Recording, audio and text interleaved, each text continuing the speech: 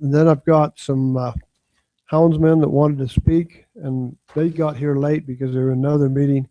We will give them a few minutes to speak. And with that said, Matt, would you please come up and address this commission? Thank you. Thank you, sir. My name is Matt Lumley, and I'm with Big Game Forever. Former professional trapper, worked with USDA, etc. Trapping is a vital wildlife management tool that we, as professional, state, federal, and private trappers, utilize heavily to mitigate human-wildlife conflict and the spread of very dangerous diseases. And to keep this brief, everyone in this room could simply just go to Google. There are 3 states that pop into mind that have followed this very dangerous path that you are being proposed today: Colorado, Arizona, and California. And all you have to do is, once they eliminated this valuable wildlife management tool, you Google coyotes attacking children. You now in Denver and some of these suburbs, once this tool was eliminated, you have coyotes attacking young children, and you can see documented case after case after case after case. These coyotes and other predators, in some cases, their parents standing right there with them, dragging them off in broad daylight.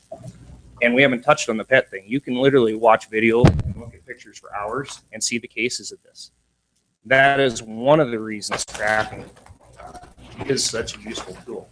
My other question to you would be, so as a federal agent, I was involved in rabies programs in Sweetwater, Lincoln. What would be the control mechanism that we would use once this valuable wildlife management tool is eliminated to mitigate a rabies outbreak, for instance? If you apply these broad-based trap bans, trap-free zones, that is the one tool that we would use to catch skunks, raccoons, coyotes. That is all. Thank you. Okay, thank you, Matt. And again, I apologize for mislaying that blue slip that you turned in.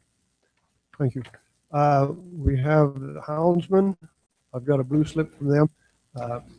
If they like to come up and speak to it, appreciate it.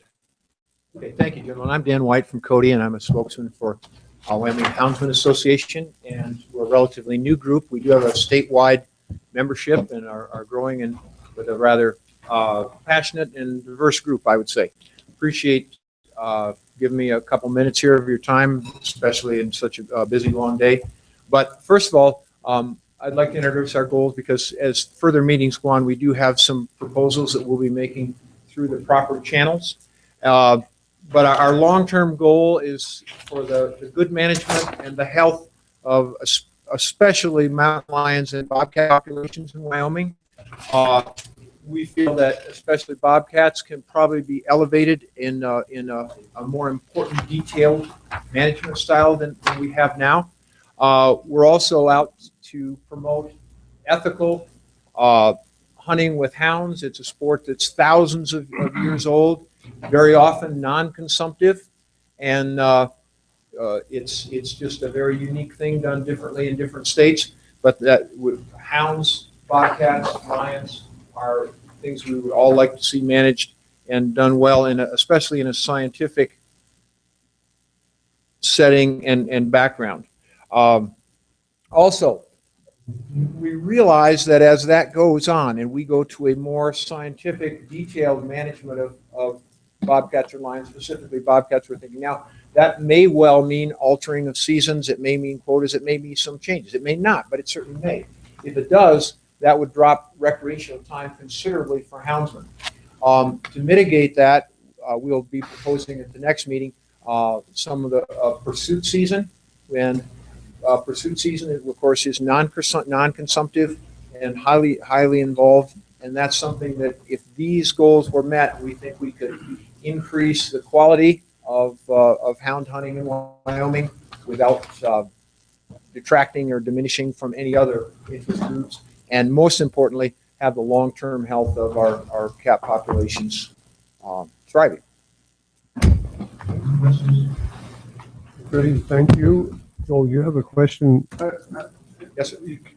I was just reading through the comments, and we get to the season setting meeting. I mean, there's comments about everything, but there was one in here talked about people unloading their dogs without a track and then harassing wildlife. Do you have any comments on that, or Well, that's the last thing a responsible houndman would try and do. Inevitably, it probably does happen occasionally, but that would be a rarity, and that's the last thing a hound would want to do is have his hounds harassing deer or elk or any other wildlife. Well trained, they're focused on just the game that they're after. So that would be something that we would certainly try and absolutely minimize. And but I'd be lying if I said it could never Well, I happen. appreciate that. Thank you. Any more questions from the commission? Thank you. Okay, thank you for your presentation and thank you for being timely.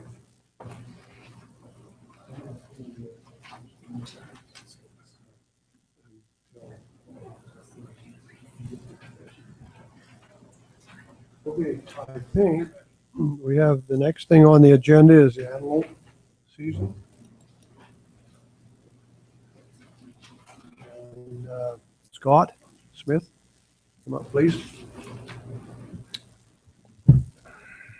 Man behind the curtain can turn off the power quick.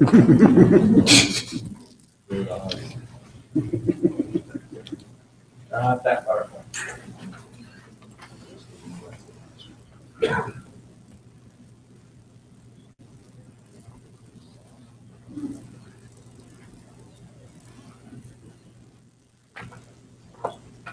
While Samuel's getting that up, so let's, our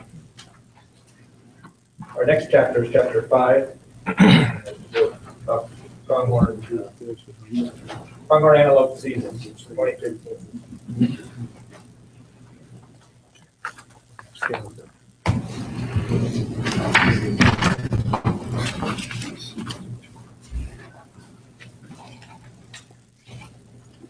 Okay, so this table here shows statewide basis by region, by license type, proposed changes for limited quota licenses on pronghorn antelope in 2015. And if you recall, last year we had some very significant reductions due to poor fawn production survival, and in even some cases, some disease outbreaks. This year, while overall you'll see most regions are recommending license reductions, nothing on the scale that we had last year. And barring any really adverse weather events from now until fawning time, we're pretty optimistic that we should put another good year of fawn production in front of us. So, for example, many of the areas east of the Continental Divide this past summer showed fawn productivity in the 80 and 90 fawns per 100 doe range. And, if we can put several consecutive years like that together, we will start seeing populations rebounding and once again back into some very robust antelope numbers. This table here just shows, again, on a statewide basis, the various license types and the adjustments our field managers have recommended.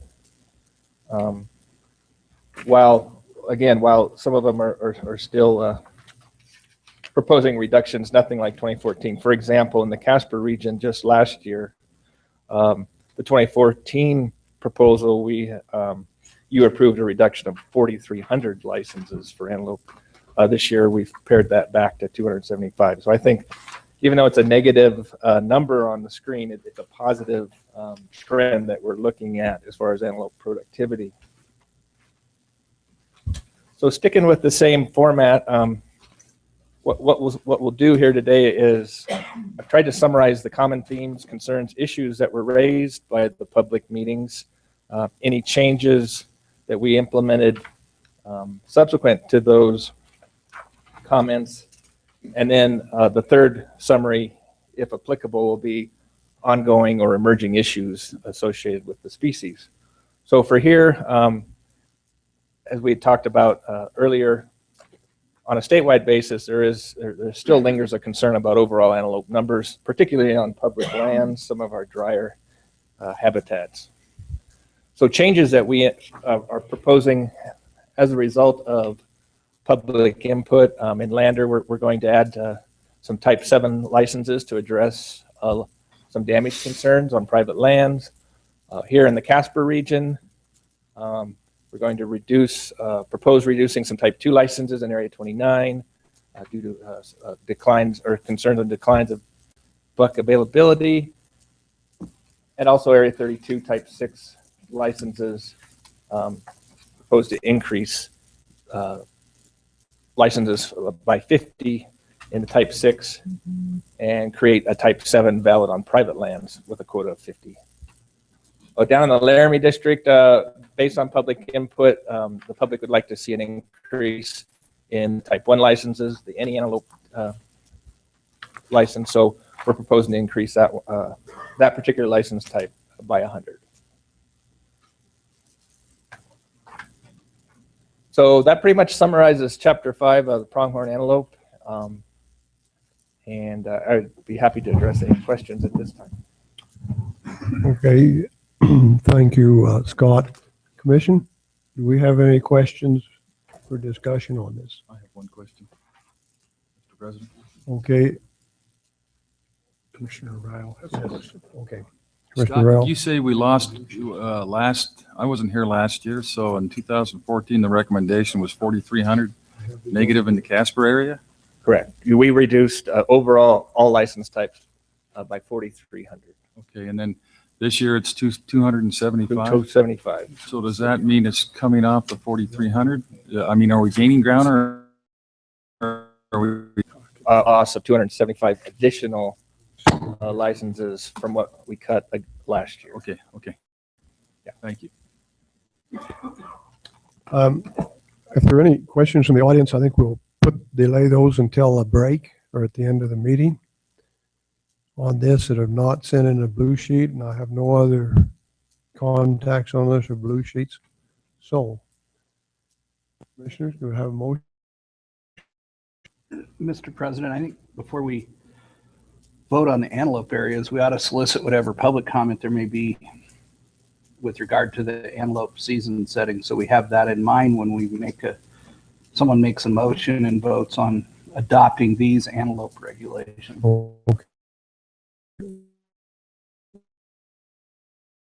Okay. Right. Comment on the antelopes. Adopt the antelope proposed by the department and as discussed by Mr. Smith. Commissioner Crank and seconded by Commissioner Anselmi. We adopt it as proposed. All in favor? Aye. Aye. Opposed?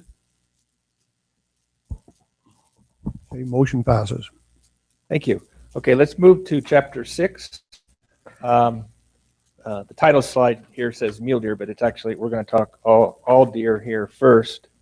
And we're going to deviate a little bit, as you had mentioned, President Price, from our normal structure. And I'm going to just briefly introduce the Black Hills scenario, and then I will introduce Mr. Jim Shell to address the commission. Basically, you're going to introduce Area A. Would be Area A type thing, and Mr. Shell.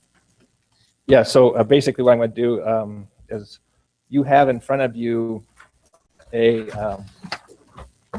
original recommendations from the field, and then we also provided you with a proposed amendment to that original recommendation in your notebook. So you should also have a single sheet with yellow highlighted areas. Hunt Area 1. So it looks like we lost the PowerPoint, but we'll just keep moving forward. At this point, I can describe what the slide, when it comes back, will look like. So the original proposal, does everyone have this handout?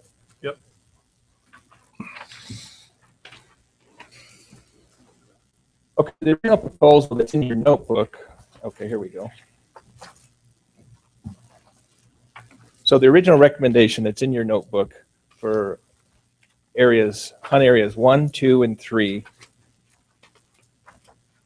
were for a November 1, November 30 general license, antlered deer off private land, any deer on private land. We took that proposal out to the public, and there was a divergent opinion amongst all of our publics regarding this proposal. And basically what this proposal does, back in 2010, we cut 10 days off that season and went from November 1st to November 20th for deer hunting in hunt areas 1, 2, and 3. Based on our field personnel's data collection and analysis, they feel we've had 2 consecutive years of good fawn production, good overwinter survival, and their original recommendation to you was to restore those 10 days and once again have a 30-day general license season in hunt areas 1, 2, and 3. Now, since taking public input and having lots of discussions with a variety of folks, the revised recommendation that you see on this sheet here, in that yellow highlighted block, would be hunt area 1, November 1, November 20. Antlered mule deer off private land, any mule deer on private land. And then the second block there would be the proposal, the revised recommendation is to maintain the original proposal for white-tailed deer from November 1, November 30, antlered white-tailed deer off private land, and any white-tailed deer on private land. And then basically, as you see that last block, no proposed revision to the original recommendations for hunt areas 2 through 6 that's in your notebook. So at this time, I'd like to introduce Mr. Jim Shell of the Rough Country Outfitters and Guides out of Glen Rock, Wyoming. He'd like to address the commission. Just a minute. Scott, Sure. we have some questions here to you. I don't know if the new commissioners, if you go in the book, then what herd unit, is this herd unit MD 751? It's on page 33 of the deer. It would be the one labeled, as Commissioner Anselmi, it would be the one labeled Black Hills. Yeah, Black Hills. So it shows you the population, the 2014 population, and the.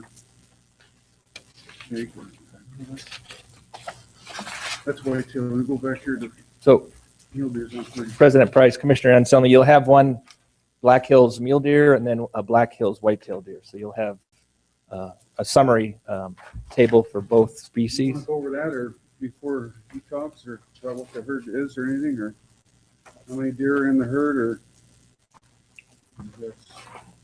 I'd be happy to if you. Yeah, which is these new commissioners haven't seen how you do that dog and pony show.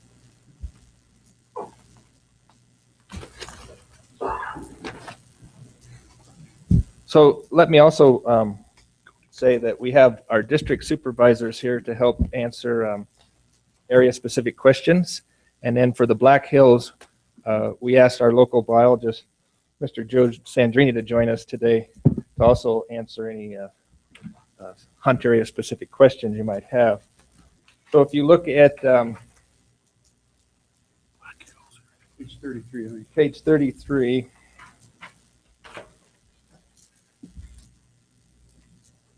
in the middle of the table there, it shows what our 5-year average population estimate and harvest statistics are, the 2014 estimate, a proposed 2015 estimate, and then the overall population objective.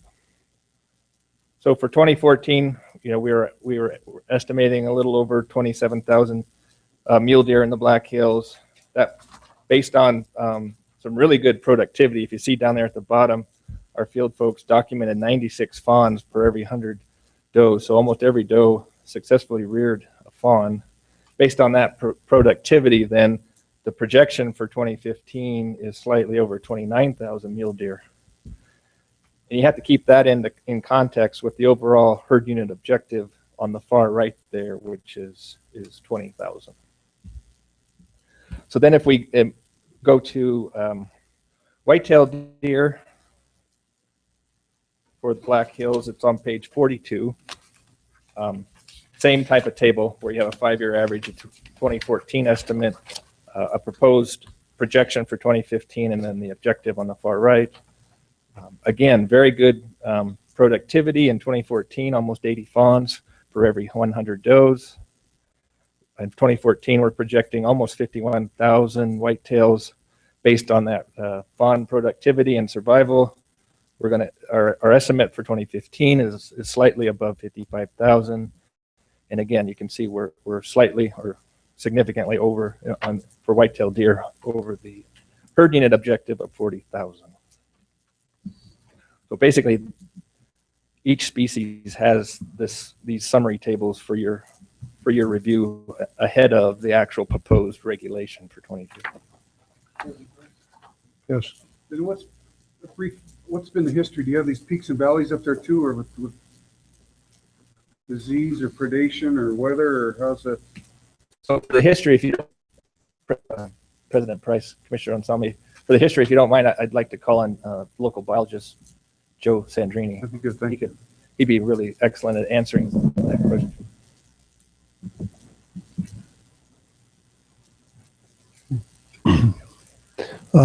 Good afternoon, President, Commission, Director Talbot. Pleasure to be up here again in front of you. Yeah, the story of the Black Hills deer, both the mule deer and the whitetails herd, does tend to be one of cyclic variations. In fact, I remember talking to Joe Nemec, who's been a retired biologist for a while, back in the 60s. The same thing was happening back then. And what tends to happen is it's a very productive area for deer. When we're in the deer business up there, if you combine mule deer and whitetail harvest, 1 out of every 5 deer harvested in the state comes out of that herd unit. We haven't been there the last few years, but that's sort of the past history. And what's happened is typically as we get a bunch of deer on the ground, one thing that limits us is adequate access to private land to harvest enough does. Okay, if we let that herd get too high. Epizootic hemorrhagic disease, EHD, also tends to hit us pretty hard at different times, and that'll drop the population down. So both of these populations peaked in about 2006 or 2007. That was followed by the springs of, well, here's the mule deer craft. Thanks, whoever put that up there. You can see the history there. We sort of bottomed out the last time about 1997 or so. 98 and 99 were great reproduction years. We sort of came roaring back. We had some pretty severe weather in 2000 that put the brakes on things a little bit, and then we took off again, peaked in 2006. After that peak, we had pretty tough winters or tough springs in 08 and 09. The toughest winter on record up there in 2010 and 11. EHD outbreaks each summer, plus our mountain lion population peaked at about the same time. So we had a combination of factors that drove this herd as well as the whitetail herd down. That bottom black line is the current management objective of 20,000 mule deer. The little gray area shading that line is that objective plus or minus 20%, which is the range that we shoot for, managing for objective. You'll notice another line at 30,000. That's the proposed objective we're going to bring to the commission in July. That green shaded area shows the 30,000 plus or minus 20%, which will be the range that we're shooting for. And so we're starting to come back into the deer business, both in mule deer and whitetail. And so we're needing to sort of put the brakes more so on the whitetail than the mule deer at this point. If I could get the next slide, this shows the whitetail deer. Again, the black line is the current objective of 40,000 in the area that we're managing around that. We're proposing to go to 55,000 as our new management objective in July when we bring that to you. And so you can see we're closely approaching objective there as well. And managing deer in the Black Hills has always been a balance between managing for that set number and landowner desires. About 80% of the habitat's private land up there. And so we consider landowner desires pretty carefully when we're setting seasons. So that was maybe a longer answer than you asked for, That's but is there something else I can? No, that's good. Thank you. Okay, you're welcome. Do we have any other questions from the commission? Okay, so then at this time, I'd like to introduce Mr. Jim Shell. He'd like to address the commission on the Black Hills deer management. Jim? Mr. President, Director Talbot, Commissioners, we appreciate this opportunity to visit with you today. I want to make it clear right up front that this isn't a Jim Shell agenda. This is a movement that represents a large group of landowners in Region A, in 1, 2, and 3. And I'd like to recognize a couple of my co-workers, Jeff Smith, Al Bowles. They're both operators in the Black Hills unit there. And I've actually prepared a statement so that I don't get to rambling. I keep it concise. I'm gonna just read it to you folks. And you know, we represent a large and growing number of landowners, outfitters, business operators, people, and resident sportsmen. We just want to see a change. It's been that way in the Northern Black Hills for years. We understand that, you know, the game department's done the best they can at times, but the same approach has been used for generations. And we feel that it's time for a different approach.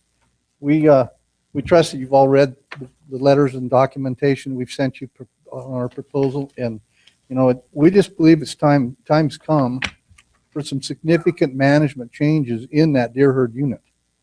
We don't have graphs. We don't have biologists on the ground. What we've got is just good old boys, ranchers, landowners, outfitters, sportsmen, people on the ground that are sincere and passionate about what's going on with that deer herd unit. We believe our goals, the reason we're on the agenda today, quite frankly, we believe our goals and our management objectives and our propositions go far beyond season setting dates and far beyond just days allowed to hunt. It's a complete mindset. It's a complete change in management opportunities and how that deer herd is thought of and managed and utilized. Make no mistake, gentlemen, the request from many of our supporters that are signed on to this proposal, this standardized season date proposal, if you will, is nothing new. This has been brought to the commission on a number of occasions. Unfortunately, this commission didn't hear it. It's been heard by several commissions. None of, as I remember, none of you gentlemen were there at that time. So every time it has been brought to task, it's been in front of a new commission, it's like it's falling on new ears. So we just want you to understand, this isn't something brand new that just cropped up out of the woodwork. This is something that's been in the works, and it's been a movement and attitudes and desires and concepts for a number of years. The game department refers to deer herd areas 1, 2, and 3 as a recreational herd, managed for maximum opportunity for the public. And at 30 days, this has been the longest running general any deer season, whitetail or mule deer, in the state of Wyoming. It's widely considered as the last hurrah for resident hunters who haven't filled their tag to end up in the Black Hills sometime. Most of those resident hunters we submit have already had opportunity to enjoy a number of hunts in their own locale, in their own general permit deer areas where they live and come from. And, you know, it's, to us, we feel that we just need a chance to look at this deer herd as something that can be managed for quality, a better hunting experience. And we believe that deer herd in the Black Hills deserves the same quality management, same considerations for top management as any other game herd in the state, be it elk, deer, or antelope. We believe that the shorter any deer seasons that we have proposed at November 1 through 20 will reduce antlered harvest significantly, and we will improve buck-doe ratios and age class diversity and overall herd and health and quality significantly. But beyond the management objectives that we are proposing, shorter seasons are more palatable for more landowners that are on board with our proposal and the ones that haven't even heard about it yet. There's plenty of folks out there that would be interested to hear our proposals, and we will see to it that they understand them. While landowner tolerance for a 30-day unrestricted antler deer hunting season is at an all-time low, the pressure and demand on the antlered segment from the deer hunting public is at an all-time high. And some of the hunting folks on the public, unfortunately, will go to any length to get their buck. Yet with that, Still, many landowners insist on longer seasons, maintaining the old adage that they need more time to harvest more deer to meet their agricultural needs and population objectives on their private property. As proponents of the shorter season, we must question the underlying reasons for that longer season. Sound biological management dictates the harvest of the doe segment of the population to reach any significant reduction in populations, and our proposals clearly identify and address that issue. The department states also that 65% approximately of the harvest of does and fawns is taken by non-resident hunters, while only approximately 35% are taken by resident hunters. The department argues that landowners need those buck hunters on their property and to ensure a proper or adequate doe harvest. We do not believe, we are totally opposed to the thought that the buck segment of any herd any herd should take it and suffer at the cost of acquiring or reaching an adequate antlerless harvest.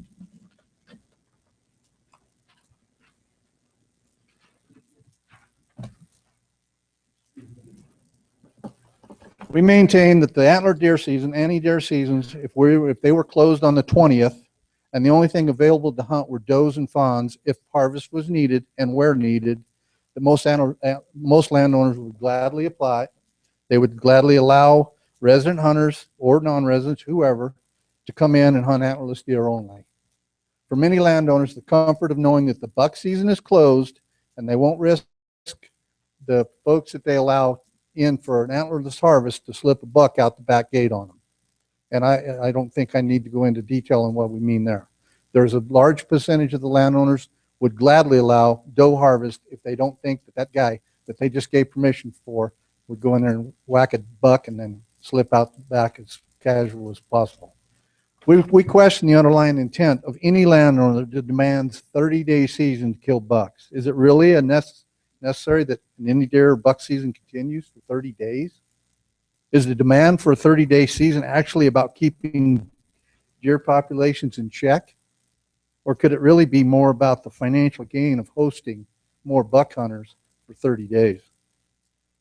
Per our proposal, we firmly believe that the season dates from November 1st to the 20th would be plenty of time for antlered deer harvest, with antlerless seasons to follow as needed and as liberal as needed, where needed, how needed, print as many limited quota doe fawn tags as needed to keep agricultural needs in check.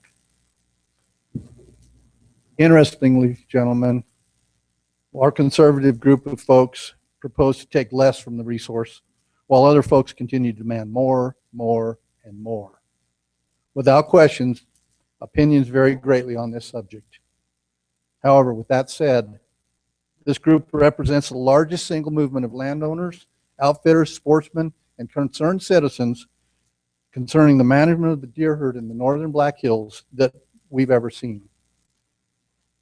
From the many signatures of prominent landowners, businessmen, and sportsmen alike thinking in the same direction in this proposal, you can see that many people feel like there is a need for significant change. We do not pretend to have all the answers, nor do we expect change overnight. We have a lot of ideas and questions, and I can promise you all this. This concept, this attitude, is not something that is going to go away soon. We are committed to this movement for the foreseeable future, and we do believe it'll be a growing movement, even beyond what we've got now. We have got a ton of landowners that have signed on to this proposal that absolutely like it and feel it's our time to do something different. Although we're in it for the long haul, though, I will say this. We feel there's definitely an opportunity to find common ground with the department. We believe in reasonable give and take attitudes with any management plan.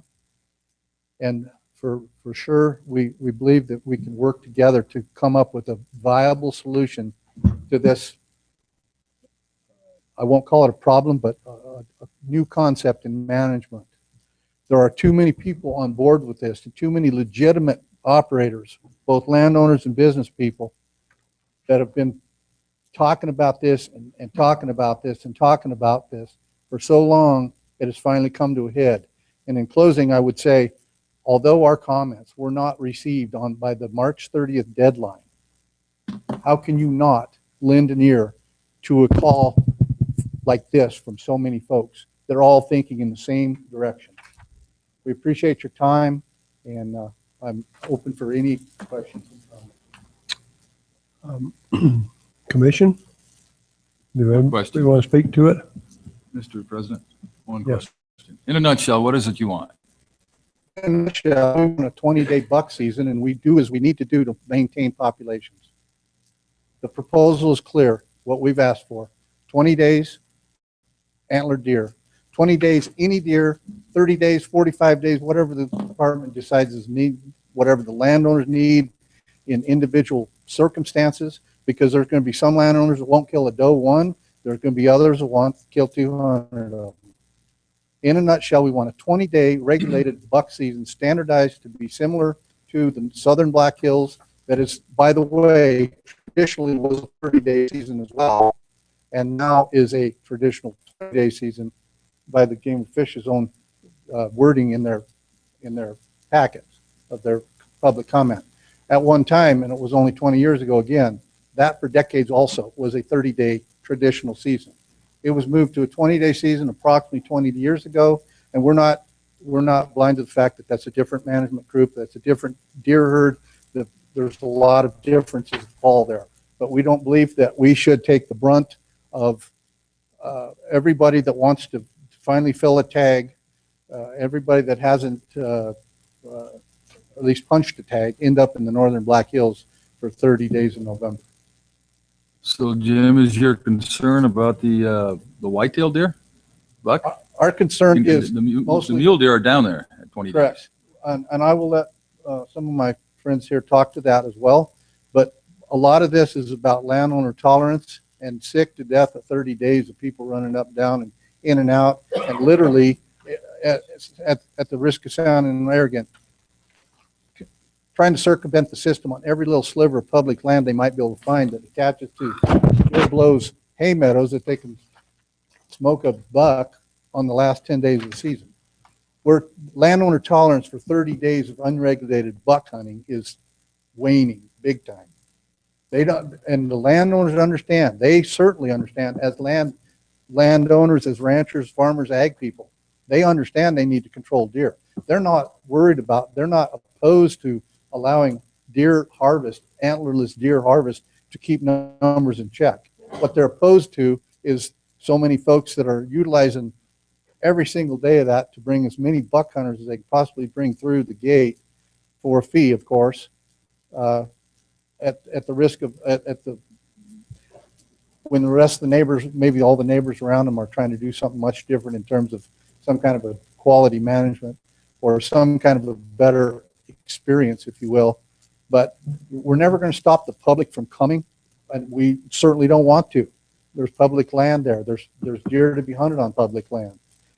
We've also proposed that if there's deer needs killing and we're worried about deer getting out of hand, we're also proposing that the department opens up on their public land on that 87,000 acres of the Bear Lodge to the predominantly resident population that hunts there. If they're worried about deer getting out of hand, open that up for any deer. Because when they come, and they come from Pinedale, or they come from Casper, they come from Cody, they come from Saratoga to the Black Hills, they are going to kill something. Okay, David, Earl, okay. Any comments from the commissioners over here? Keith? I certainly will have at some point in time. Okay. Do we have more speakers? Well, we've got two more speakers here, and I just wonder if you want to talk to Jim. I don't have any questions for Jim. Okay, let's take your two people there. Please keep it short and concise if you would.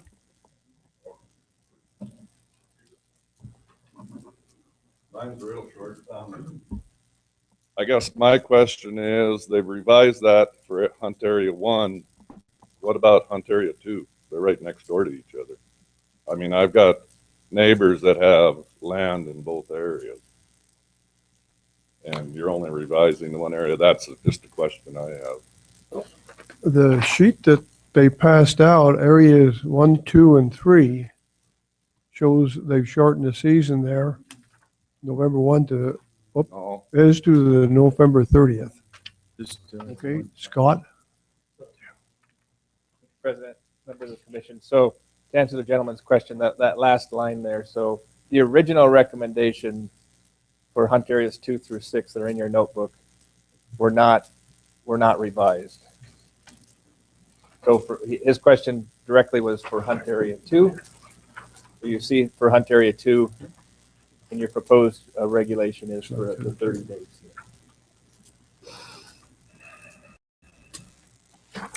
Mr. President? I just see. Scott, before you leave. Excuse me there. I'm gonna, looked at this thing here, the original setting, and Scott just pointed this out to me, Scott Talbot, is that the area 2 has been changed from November 1 to the 30th, doe, fawn, or whitetail on private ground. Area 2, this would be type 6, doe, fawn, and vital is on private ground. That's been changed to the 30th. Is that correct?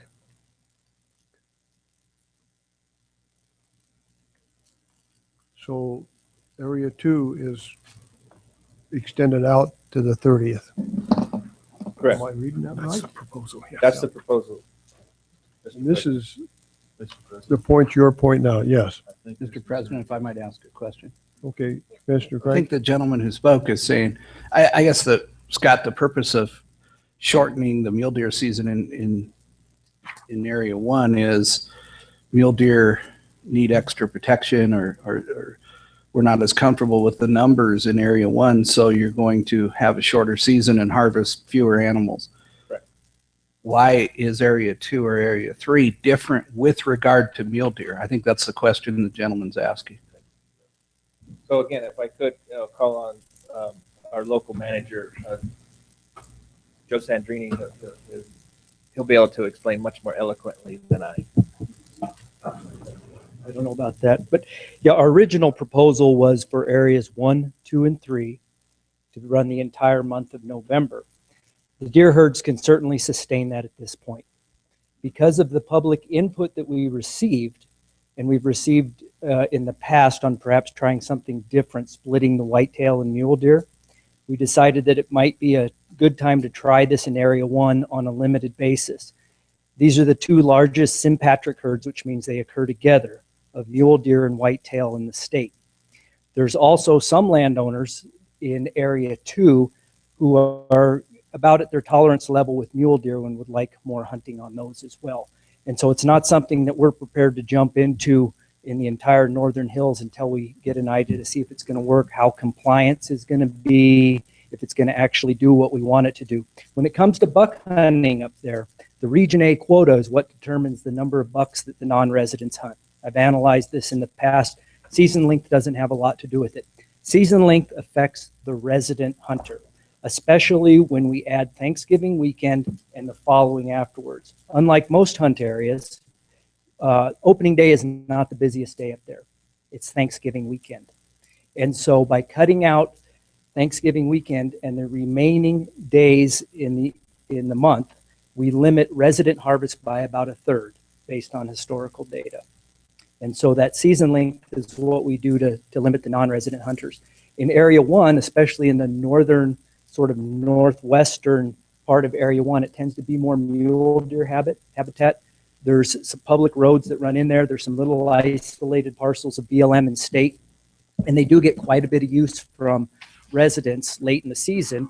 And quite frankly, some of those landowners up there just get tired of having those residents around. We've heard a lot of complaints about wanting to limit 17 county folks from coming up there, having out of county people. And it's a people issue more than it is a deer issue. Mr. President, Joe, before you leave, I was going to address this, but you're actually more familiar with it than I am. So I would like for you to address a couple of different things.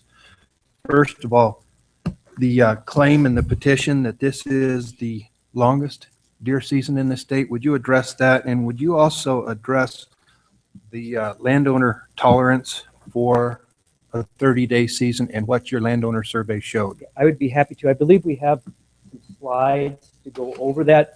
I could either do those now or we could allow for the rest of the. Okay.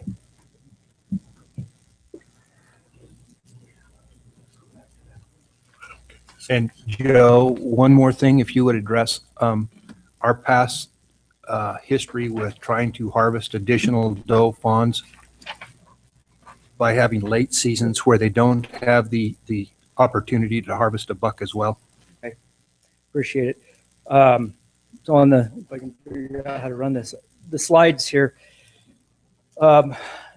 landowners generally satisfied with whitetail numbers and quality. Where these data come from, in preparation for reviewing the objectives that we're managing for up there, the number of whitetail and mule deer we're managing for. In December, right after the hunting season, I sent out about 450 surveys to landowners in the Black Hills, folks that had submitted landowner coupons the last couple of years. I had the wardens review those lists to see if there was people that were not on there that they knew of that took hunters. We got about a 53% response rate on that. As far as the combined responses for deer areas 1, 2, and 3, so the ones that issue today, whitetail numbers, 53% indicated that whitetail numbers were about right, 31% too low. As far as mule deer numbers go, 45% indicated that mule deer numbers were about right, while 30% thought they were too low. What's really interesting is that in 2010, when we first wanted to start throttling back harvest up there because our herds were starting to come down, we proposed a 20-day season. At that time, landowners from that same area came down here and petitioned to have the 30-day season. They didn't think they could get along with the 20-day season. And so by commission action, the season closed on Thanksgiving that year. Every year since, from 2010 through 2014, the season closed on or before Thanksgiving Day to limit to 3 full weekends of harvest. As far as support goes for the traditional season dates, that's the third point on there. Based on my survey, combined areas 1, 2, and 3, 56% of the landowners either supported or strongly support the November 1 to 30 season. 48% supported the shorter season that we've been running the last few years. What is interesting is that when we did a similar survey back in about 2010, there was closer to 2/3 support for the longer season. So support for that longer season has eroded some in the last few years. These are the slides, again, that we already went over with the population projections and the trends in those herds, again, for the mule deer and the whitetail. Again, we're increasing deer. It does warrant liberalizing the seasons. We're nowhere near the seasons that we ran in the past. My first year as a trainee up there, we had 8,000 non-resident Region A tags and almost 10,000 doe tags. That compares to 2,750 the last couple of years, and our proposal to go to 3,500 Region A tags this year. We tend to average a good number when we're in the deer business up there cooking along. 5,000 Region A tags in that 30-day season seems to work really well. We had really excellent production survival the last couple of years, so those herds are bouncing back. And we're seeing some landowners, especially in Area 2, where the bulk of our damage claims are starting to have some concerns with deer. And I know Commissioner Culver has expressed to me that he's heard from some of those folks up there complaining about deer numbers. Let's see, we went over most of this. The other important point here is that we pledged, just as in 1997 and 8, the last time we went from long seasons to short seasons, that as soon as the herds could sustain that longer 30-day season, that we would propose that to the public. That was a commitment we made. That was a commitment we made in 2010 when we went to the shorter season. So we're sticking by our commitment to the public to at least propose that 30-day season this year. The proposed season in areas 1, 2, and 3 are not the longest general license links in the state. There are some other areas that run split mule deer and whitetail seasons that run 1.5. The opportunity to hunt both species on the same license is really important up there. Again, we have those sympatric herds, and we know from the surveys we've done with non-residents, responsive management surveys, our field contacts, that many of the non-residents come to Wyoming to hunt a mule deer. Most of our hunters in the Black Hills, the non-residents, are from the upper Midwest. They have lots of whitetail hunting opportunity. Many of them come out to hunt a mule deer. Sometimes they'll kill one, sometimes they'll settle for a whitetail. But it's important that we have those non-residents out because, as Mr. Shell indicated, 65% of our doe harvest comes from those non-residents. In 2001, we tried something where we ran the doe season, does only, after the close of the general season for 10 days or 15 days in December, I can't remember which, on our areas that we had enrolled in walk-in access. All you had to do is show up in one of those, and there's 12 or 15 ranches. You didn't have to ask permission. You showed up with your unfilled general license or your unfilled doe fawn tag that was valid for the Black Hills, and you could go hunt a doe. We killed about 30 deer. People didn't show up. They didn't want to travel up there just to hunt a doe.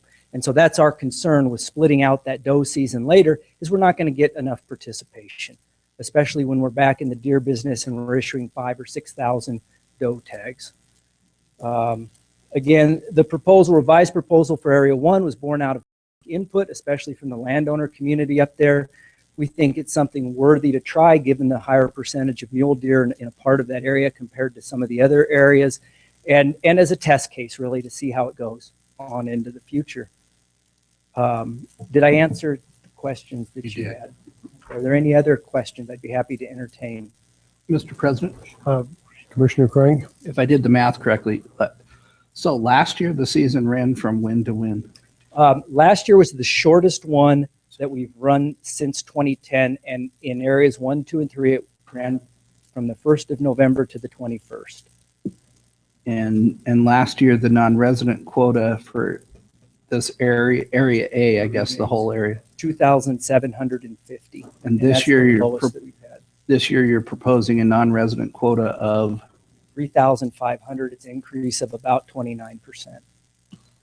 or So our thought was, with that increase in that quota and going back to the 30-day season, we would increase buck harvest total about 30% on both species, which we feel that those herds can certainly sustain at this point. you're going to give out an additional 750 non-resident tags. Correct. Is that Yeah, I'm done. Commissioner Royal? Just a comment, Joe, thanking the department for standing behind the word. Okay. I think, Jim, you had one other person that you wanted to. We got 5 people that want to talk after giving their terms. I don't, are these listed here? Yeah. They all wanted to talk after Jim. Okay. This is the deer comment. These old guys say that they want to talk.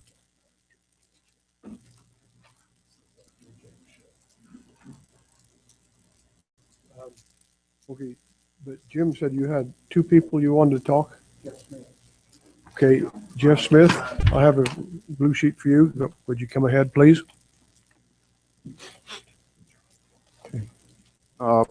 President Price and Director Talbot and the commissioners. My name's Jeff Smith. I'm an outfitter and a ranch manager up there in Crook County. I actually live there too. And over the last, I've been guiding and outfitting hunters up there for 30 years now, and I actually live there too. You know, I've seen the deer numbers up and down, you know, over the last 30 years, just up and down. Now, the proposal that we're talking about we're not proposing just for the mule deer. You know, the mule deer numbers struggle, but you know, they are bounced back some. We're proposing for the whitetail too, and the reason being is, you know, through the years here with the shortened season, you know, like Joe said earlier, we tried this before. It was 20-day season. Oh, that was probably 12 years ago. The last 3 years have been shortened seasons. And what I've seen in my own experience, you know, just through living there, doing the ranch work there and outfitting, the shorter 20-day season has helped with the quality of the bucks. You know, you're going to set, you know, a non-resident quota. Them deer are going to get shot anyway on the quota. Them non-residents are going to come the same period. They'll come in a 20-day as much as they'll come in a 30-day. And what I've seen from my experience, you know, you take out that last 10 days, you save some of your older deer. It's a fact. And I mean, the hunters see it. And in turn, what that does for the resident hunter, it makes for a more quality experience also. You know, non-residents come out, they get to see better deer. Residents see better deer.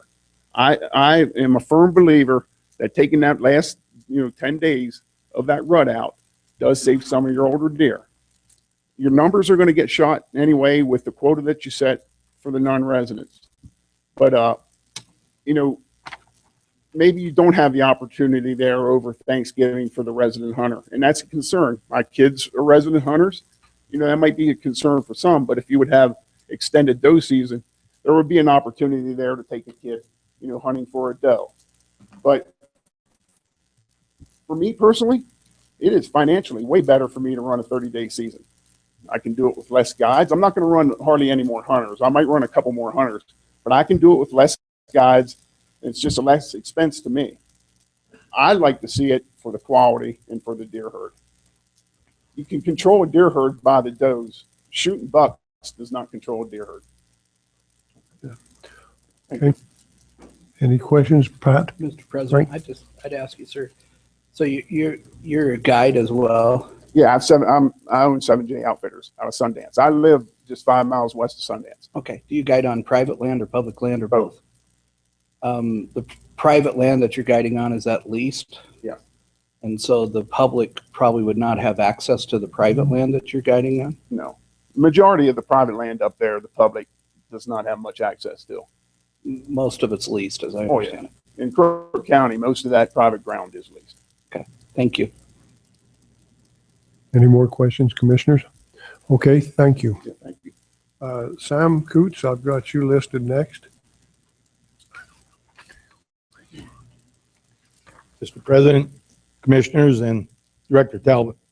I'm from Jackson, and for the two new commissioners, I try and make as many of these meetings as I can to stir the pot as much as I can. So anyway, welcome aboard. We had discussion at our state outfitters meeting about this issue here, and there was a slight breakdown in the chain of command in the Game and Fish, and it was pretty much a turmoil situation over this way that it came apart, with Jim Shell's end and not getting the response he thought he was supposed to have. But Director Talbot cured it within the Game and Fish. I mean, he lined it right out. And I was fortunate enough that he was in Pinedale a week ago, and I stole some of his time to go over this issue, but I had a lot of issues in Jackson I was more interested in talking about. But what I want to say on behalf of the outfitters and the folks up in that northeast corner of the state, I don't know when I've seen professional people turn down more days to hunt. For the commissioners, this should be a red flag immediately that there is concerns about either the quality or the amount of animals or what's going on in this issue here. Non-residents pay our bill in this state. I mean, all you have to do is go back and look at the income we get off of non-residents. And you have to remember, as commissioners, we're in competition with the states around us. And that Region A supplies more non-resident tags for deer than any of the rest of the state. And it's essential that the quality of these deer stay at the level that they're trying to maintain and stay at. Because then we will definitely outdo our neighbors, Montana and Idaho and Colorado, all of them. If these folks can come in here and get a tag and fill it with quality game. And what they're championing is pure sales for this game department and themselves and the rest. And you will hardly ever find an instance where the professional people turn down more days to hunt, and their desire is selling Wyoming deer, quality deer. Thank you. Okay, thank you. Any comments from the commission? Okay, Ogden Driscoll.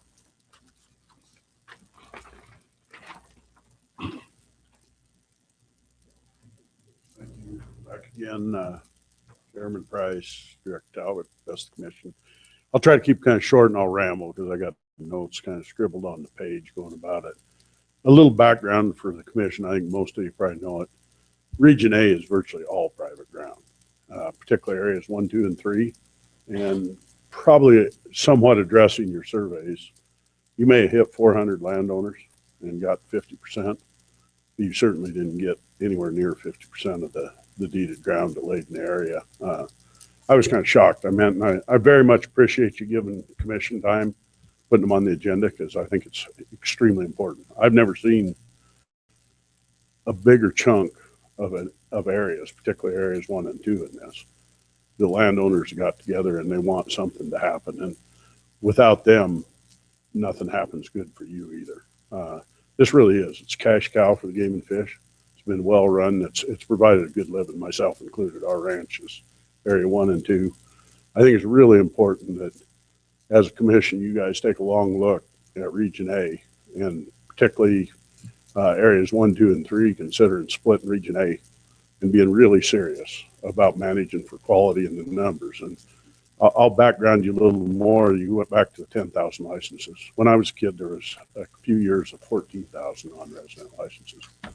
Multiply that times the dollars you guys get on a non-resident license, and take a look at what it's done economically, not only to the department, but to all of Northeast Wyoming. The whole time I grew up, all 30 days, every motel in Sundance, Hewlett, Moorcroft was booked a year in ahead for all 30 days.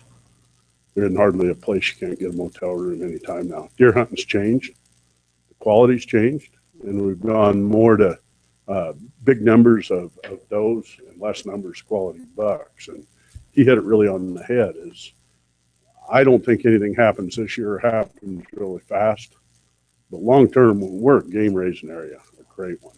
And I think it's worthy when you look at 1 deer and 5 comes out of the Black Hills. You really look at concentrating on making that quality better, finding a way to work with landowners closer so they're more tolerant. Back to the damage claims in area 2. Generally, when you got problems with damage claims, the guys aren't figuring out how to get hunters drawn to be able to capitalize on the game. Our area, basically, you can make your living on your ranches off of game if the game and fish will permit you to do so. The problem is availability of licenses and the management practices. I think, like I said, I'd really like you guys to sit down, work with the department, or get the department to work, and look at splitting Region A up and go into some very intense management in Northeast Wyoming. It's obvious the deer herd thrives there. When you look at the problems you got in the rest of the state, we thrive. It'd be a great thought to manage this and take a thought of what it does to your revenues for you folks. If you could go back from 3,500 licenses to 7 or maybe 10,000. I'd encourage you to look really hard at it and make a move at it. My last comment, and you've addressed somewhat with me, is I think for a management agency to set herd objectives and manage mule deer and whitetail, that guys just get to go shoot whatever they want is absolutely absurd. If you want to have X number of mule deer and X number of whitetail, you've got to hunt them separately. And I realize that the draw, I get that. But the thing is, you can do a high dollar mule deer license for those guys and a cheaper whitetail license, and those guys will still come.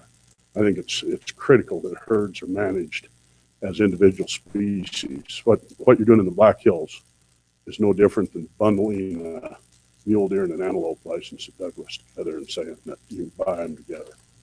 There's no way to get an honest kill on a herd unless you have an objective and you kill by it. Thank you for your time, and I'll stand for questions. Okay, thank you. The commission have questions? No questions. Thank you, Ogden. I have the last blue sheet here, Hal Bowles. You have already come up then. Okay, thank you. I have one question at this point. Excuse me. Okay, Terry Pollard.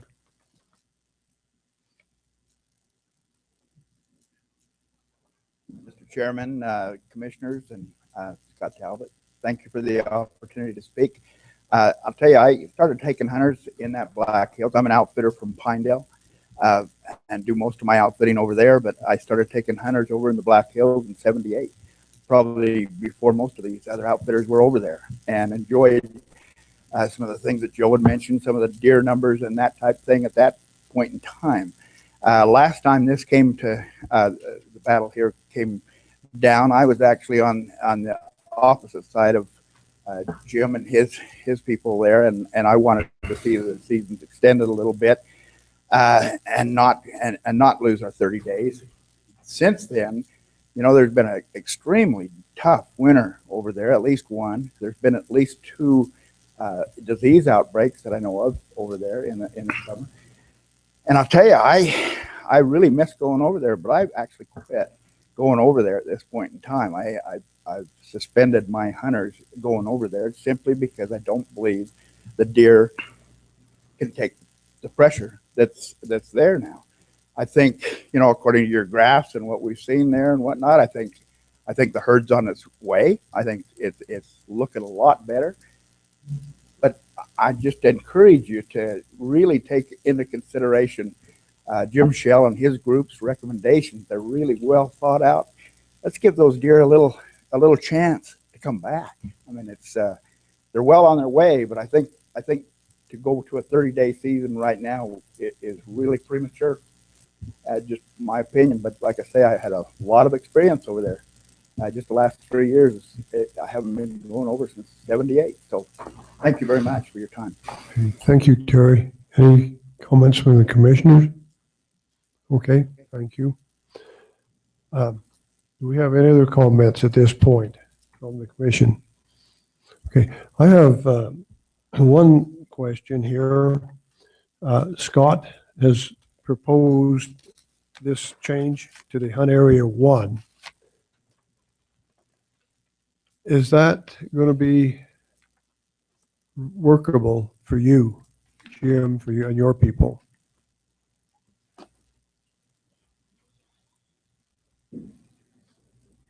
Mr. President, Director Talbot, Commission, I feel like we've talked about that at length. We feel like that is a very small, I don't know, bone you're throwing us, if you would, for lack of better words. We don't feel like that's doing us any good. If we're going to, it's a step in the right direction, but if you truly want to protect mule deer and give them a chance to get some, you know, age class diversity and some decent bucks back into that country, they've been hunted in that rut, the full 30-day rut for decades. And literally the genetics has been so shot out of that mule deer herd that it's ridiculous. But if you really want to help mule deer, we need to go all three areas, 1, 2, and 3, 20 days on mule deer. But that still is not addressing the crux of this proposal.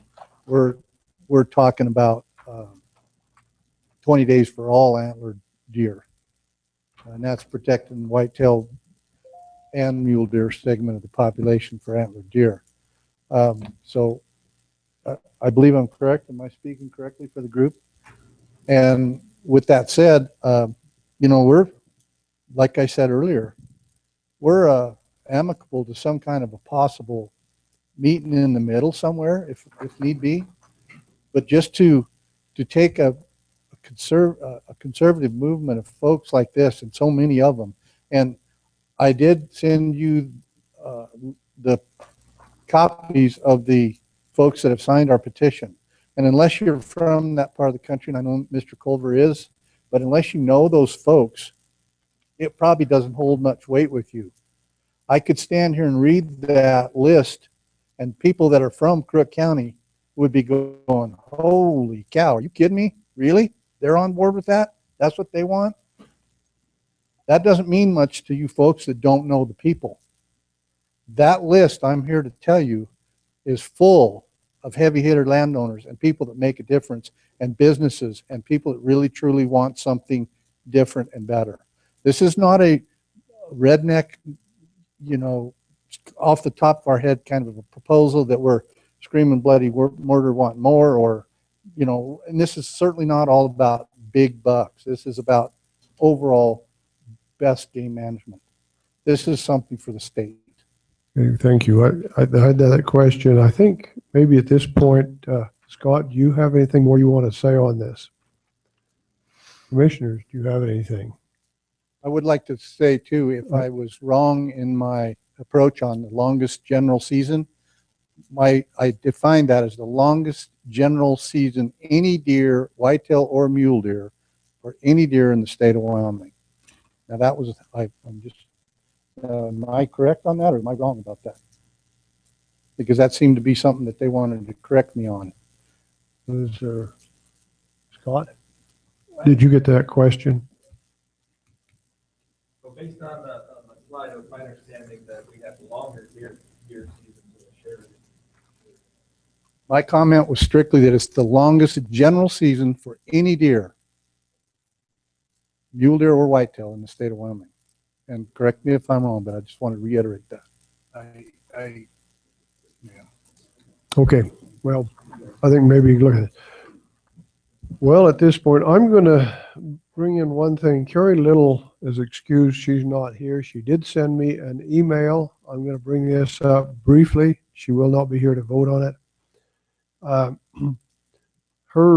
The summary of what she said is that she would kind of like to see the seasons in areas 1 through 6, or the hunts 1 through 6, standardized, so that there wouldn't be people moving from one area to another over different times. That's one of the comments that she made.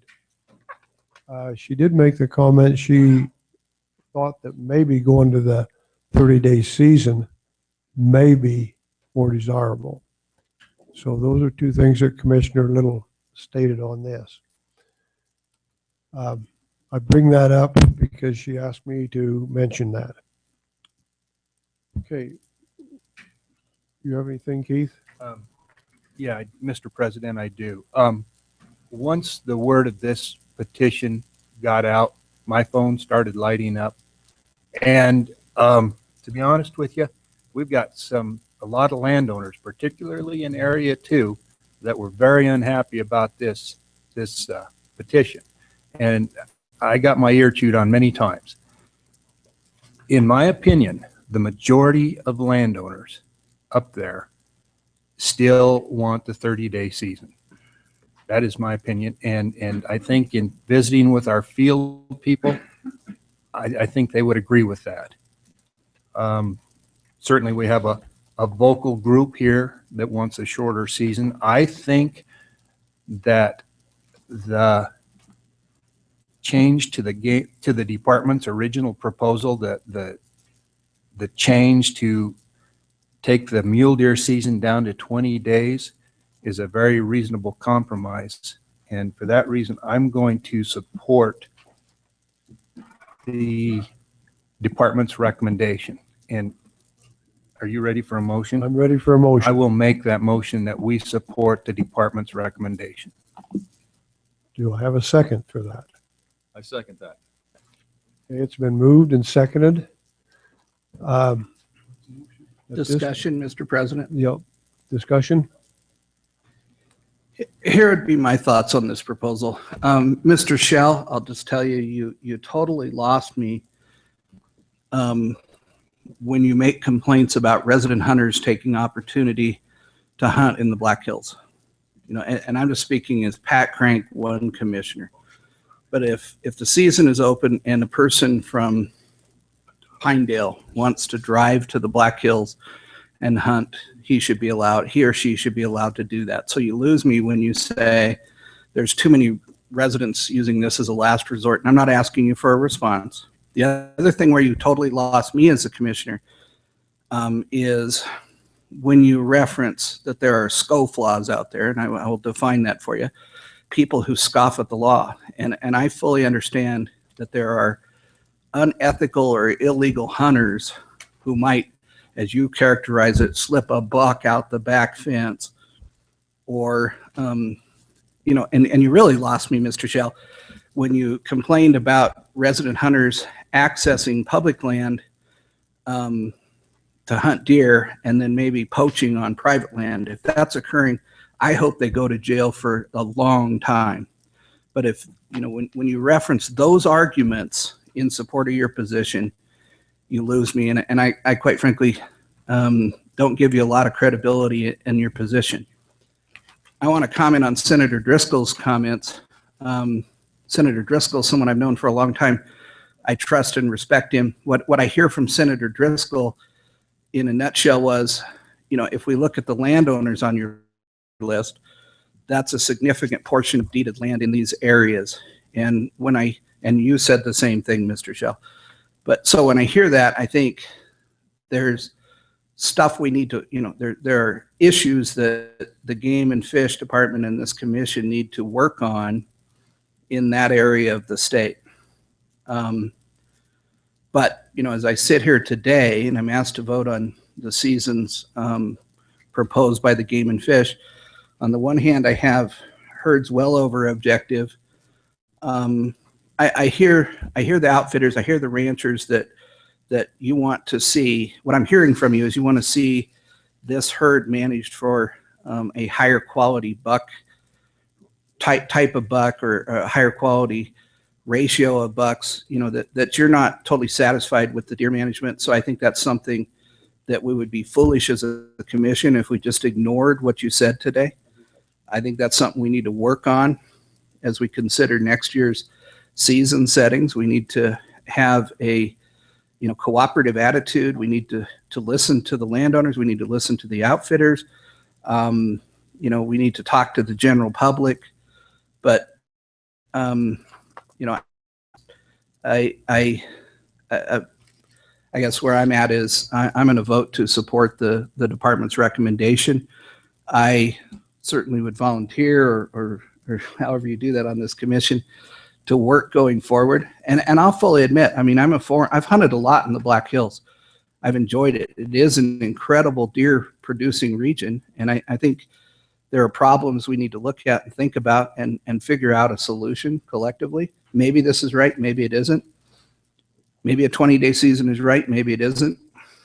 But, you know, I don't have the data or the information at this stage to do anything other than follow the department's recommendation and set the seasons as they propose. So those are my comments, Mr. President. Thank you. Is that all? I'm going to ask Commissioner Kohler to withdraw his motion because we're premature. We need to pass the deer chapter altogether. I will withdraw my motion. Second. Okay, with that stated, we'll hold the motions until the end of chapter 6. On that. Is that okay with you, Scott? Okay, because we got a little premature there. Okay, President Price, Director Talbot, Commissioners, let's move on then and cover the rest of Chapter 6, and then ask for the vote at the end of this section. Okay, so let's jump back then and talk about mule deer specific. I split Chapter 6 into mule deer and whitetail deer, because Chapter 6 covers all deer, but to make it a little more manageable, first we'll talk mule deer, then we'll talk whitetail deer. So if you recall over the last few years, and for the new commissioners, we've initiated what we call the Wyoming Mule Deer Initiative. Our first two large public input processes occurred in the Platte Valley and the Wyoming Range, and those are still ongoing today.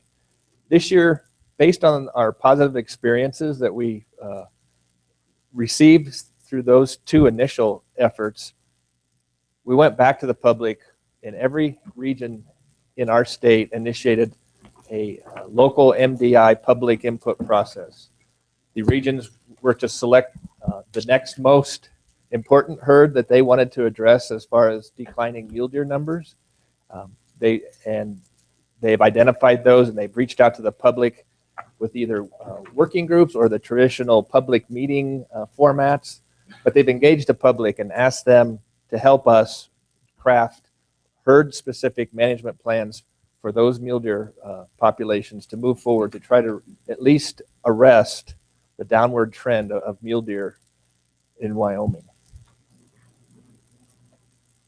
Just a real quick summary. Tomorrow you'll get a more in-depth overview of our mule deer initiative from our statewide habitat manager, Ian. But right now, let's just focus on these two. These were our first two projects. So for 2014, if you recall, last fall we had projects presented to the commission asking for money to help initiate these types of habitat improvement projects. In 2014, we did actually kick off 3 private land projects in the Platte Valley herd unit, Big Creek Ranch, the ZN Ranch. The ZN Ranch was partnered with the Rocky Mountain Elk Foundation, as you saw earlier from Leah Burgess's presentation. And then the Conservation District, Saratoga Encampment Rawlins Conservation District actually partnered with us to remove old fence and put in wildlife-friendly fencing. So again, your dollars at work, your dollars, as you've seen over the past several years, have leveraged other monies, and somewhere in the order of $7 to $8 for every commission dollar. So this is a very, very positive endeavor that we're engaged in, and we're generating a lot of interest in these local projects. Over in western Wyoming, in the Wyoming Range mule deer herd, you can see here we had 6 different types of projects that were initiated and were completed this past year. Anything from a Dixie harrow to mowing and spraying cheatgrass, burning of aspen, a lot of different types of projects that were completed for the Wyoming Range. And we expect with these 7 new efforts that we've seen or we've initiated throughout the state, we're going to see, we'll be back here in years to come with even longer lists of projects directly aimed at benefiting mule deer and trying to address these downward population trends. So similar to Chapter 5, here's a summary of limited quota licenses for Chapter 6 for mule deer. These are, remember now, these are specifically limited quota. I'll address the general general mule deer licenses next. But you can see around the state some minor changes for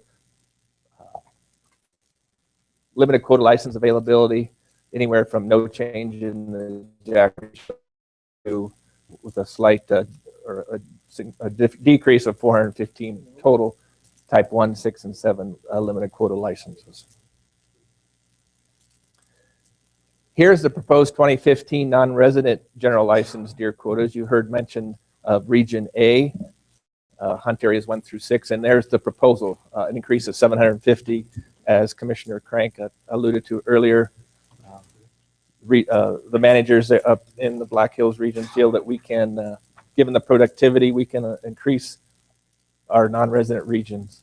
Throughout the state, many have proposed no change, given the status of particularly mule deer herds in the bulk of the state. We're proposing no change and a net increase statewide of 350 non-resident general licenses for the 2015 deer season. Some of the issues that we heard, concerns, themes raised at our public meetings.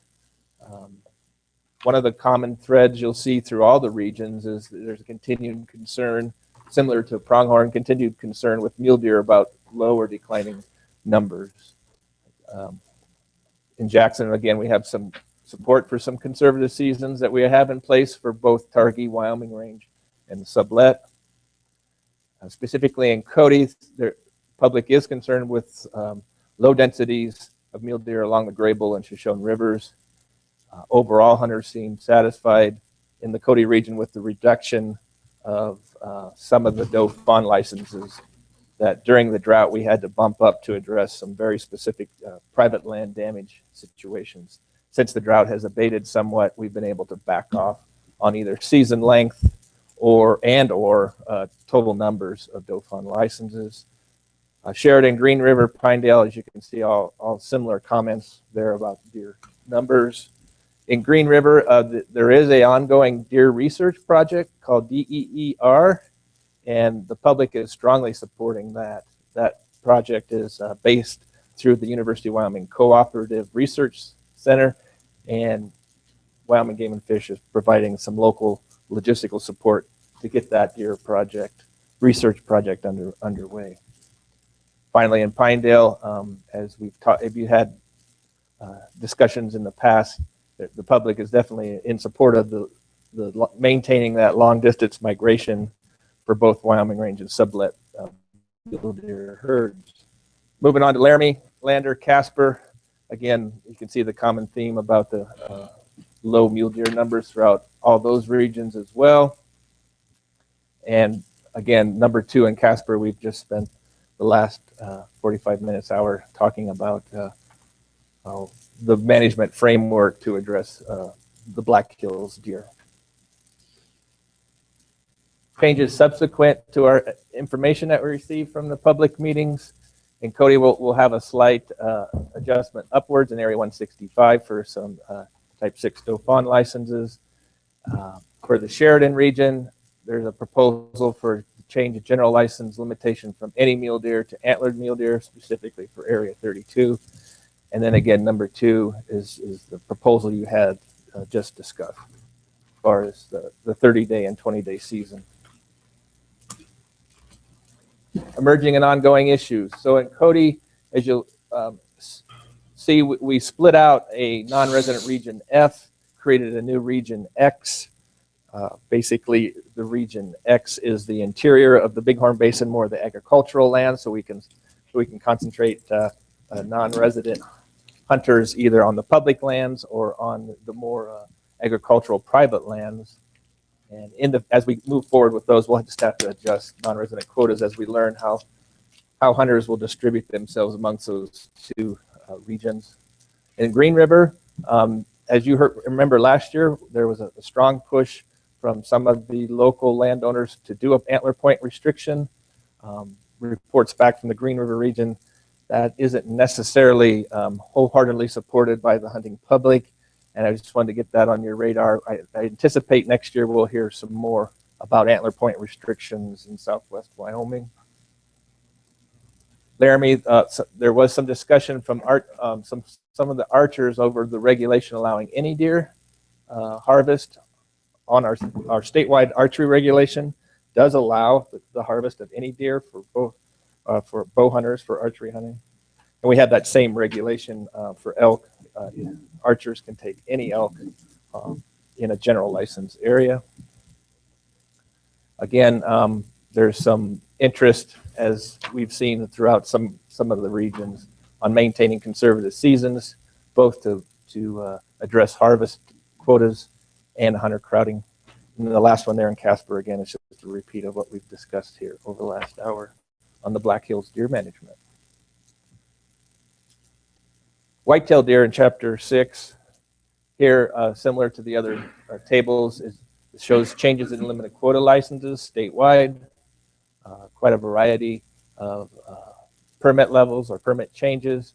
And again, the biggest one being in Casper, where the Type 8 license in the Black Hills area, and the overall increase for Casper region would be around a little over 300.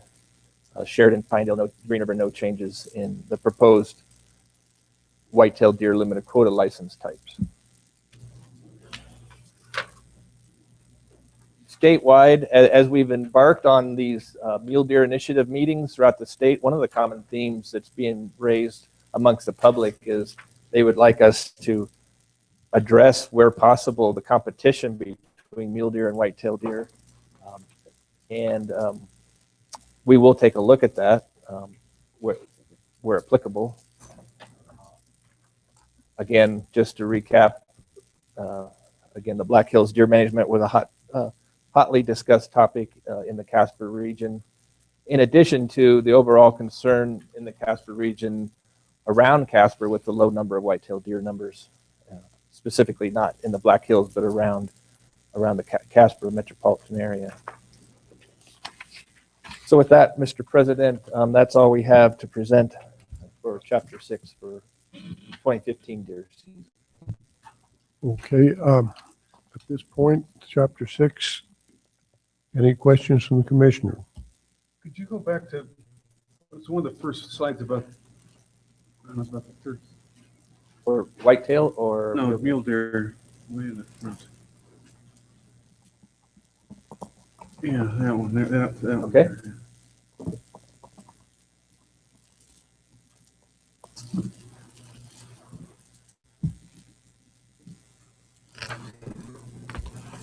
So again, this is the limited quota changes out, and which are separate from any kind of general license season adjustments that may be proposed. Thank you. Mr. President. Yes. Mr. Scott, I'm not sure if you can answer this, or maybe Alan needs to come up here, but what is this area 123 up there in Region X?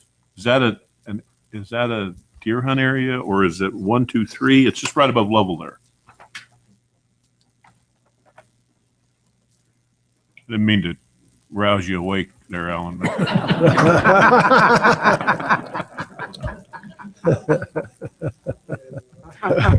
President Price, Commissioner Cloud, I appreciate that. That he does. 123 is an area around level there.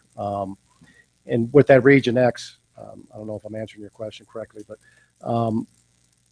we tried to take in the whole interior basin in that farm ground. And there's a lot of public ground in there as well. To take some of the surplus in Region F, we were getting quite a few leftover licenses.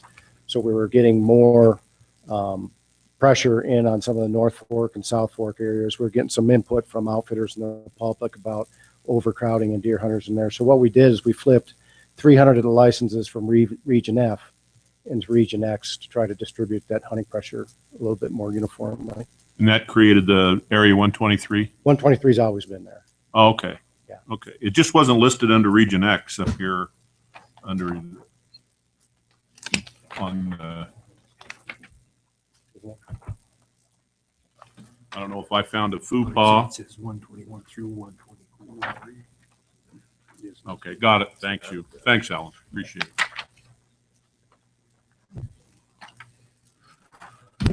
it.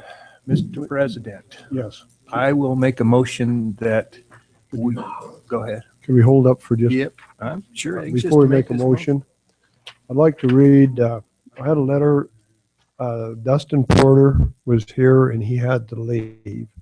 He left a letter. Basically, this had to do with Type 9 license, archery licenses. And I'm just going to summarize it. He is basically opposed any increase of areas with Type 9. That's the summary of this letter. I'll enter this into our minutes and leave it at that point. Okay.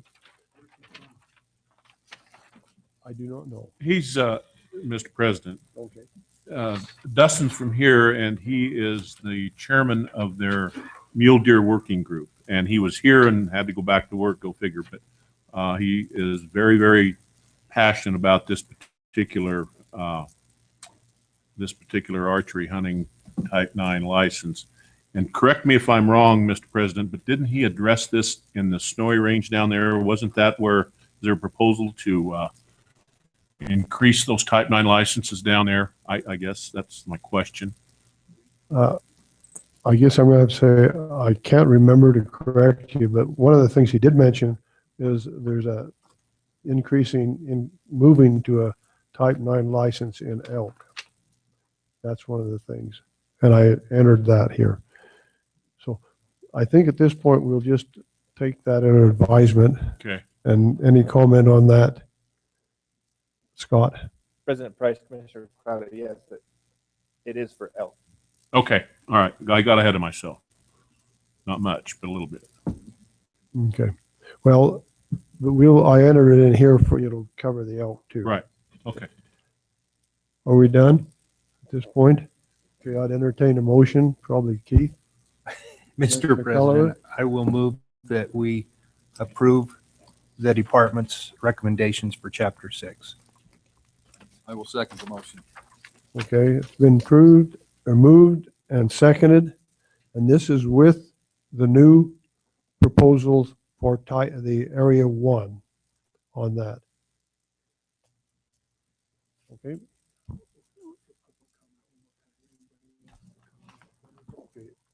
Does anybody from the audience want to comment on this? Sam, short comment, please. I had Pierre down, but I wanted to get on Jim, but on the Region 8, the last 3 commission meetings, I've been trying to add 3 days on our season length from the 7th of October to the 10th.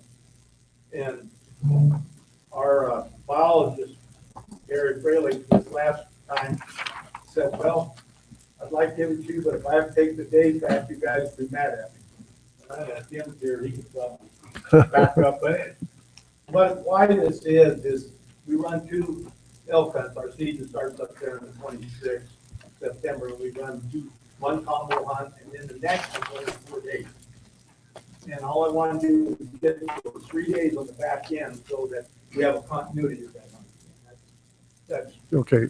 That's what I was trying to do, was just, I'm going to keep throwing it up here eventually, but we've had, as you know, Mr. President, that our fawn crop down there, you live right in the middle of it. We've had 2 exceptional winters down there where we've got a lot, and the majority of the bucks killed up there in this area that I'm talking about in H are killed in the first week. And it's the old greedy outfitter trying to fill that week up and get our butts gnawed on by these guys, because we charge for 4 days deer hunting and then it's over with. And I'd like consideration one of these times how the commission is saying, yeah, you can have your 3 days. So I'll keep kicking it down the road till it happens. Okay. Appreciate your time. Kick it down for another year. Okay. Thank you, Sam. With that said, call for the question. All in favor? Aye. Opposed?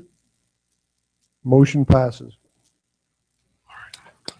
I think at this point we'll take a short break before we get into the elk business, and then we'll try to finish up the elk and the rest of it. Yes. Go to the next, that slide that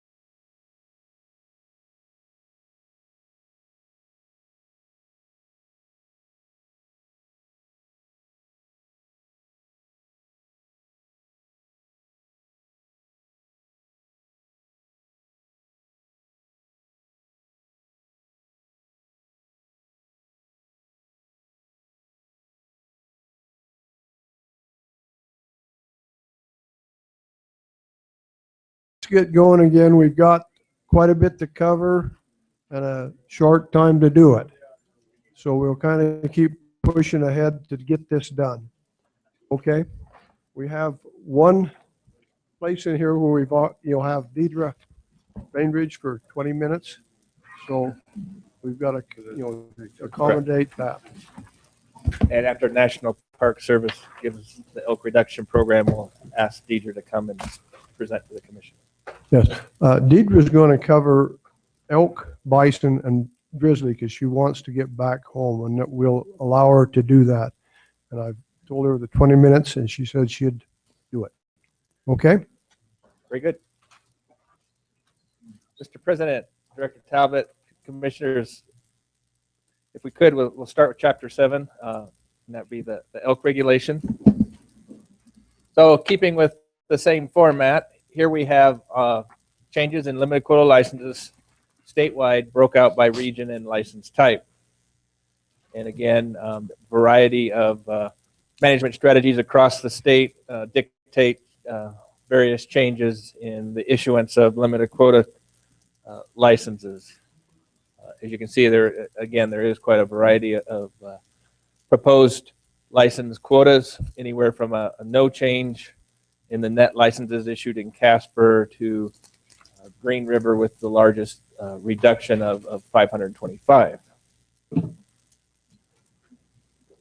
Primarily in the Green River region, that reduction is in response to their ability to reduce elk populations closer to objective and feel they can cut back on the number of type 6 licenses, which, if you recall, according to your sheet, are the additional cow-calf tags.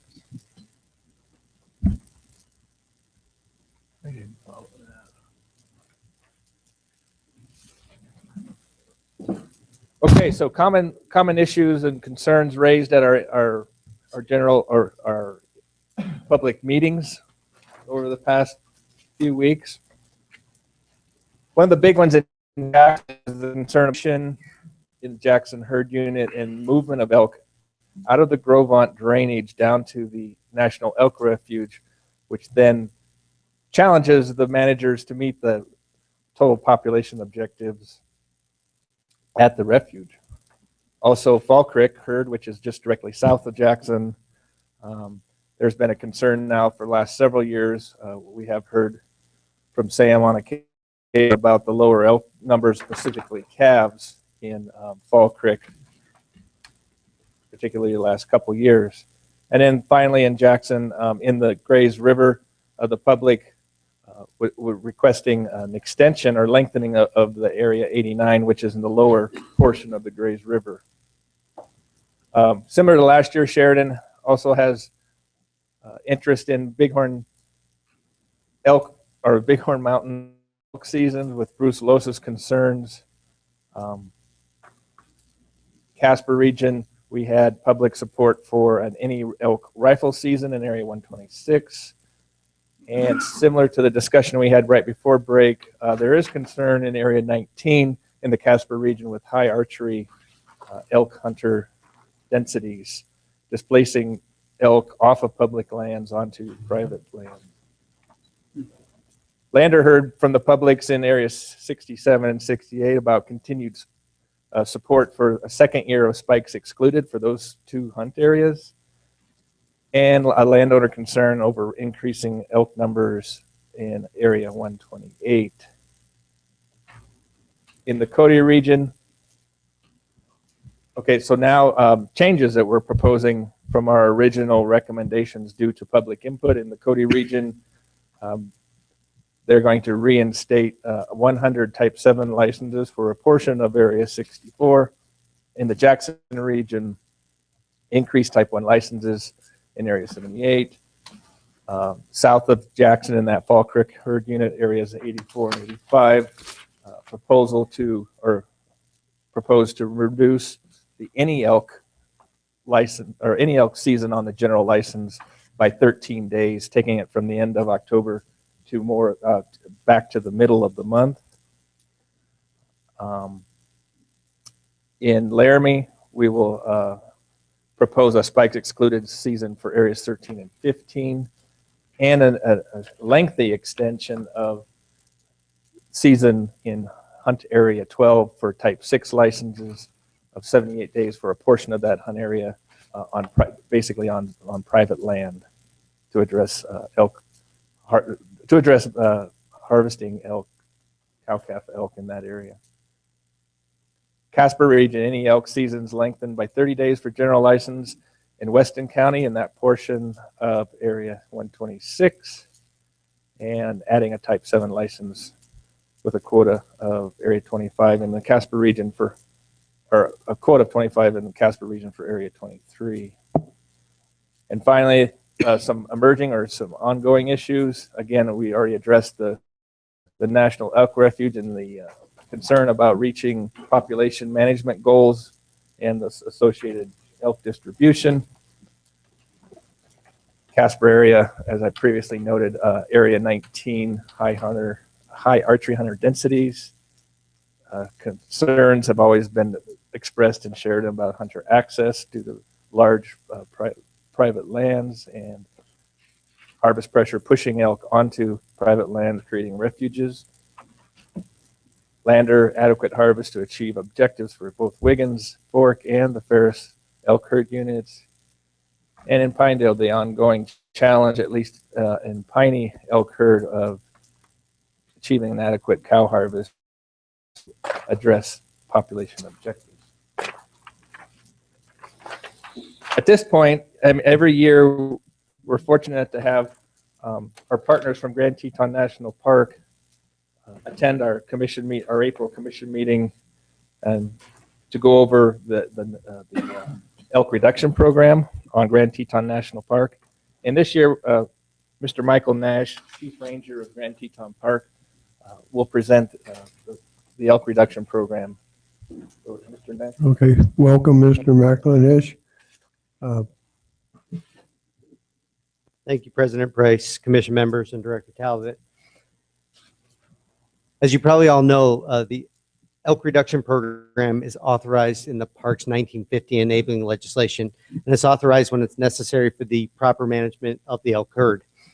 And so in 2015, the elk reduction program is planned for Grand Teton National Park, and it calls for that controlled reduction of elk based on a few things: the estimated herd size, the composition, the ratios, migration patterns, and the number of elk on supplemental feed on the National Elk Refuge.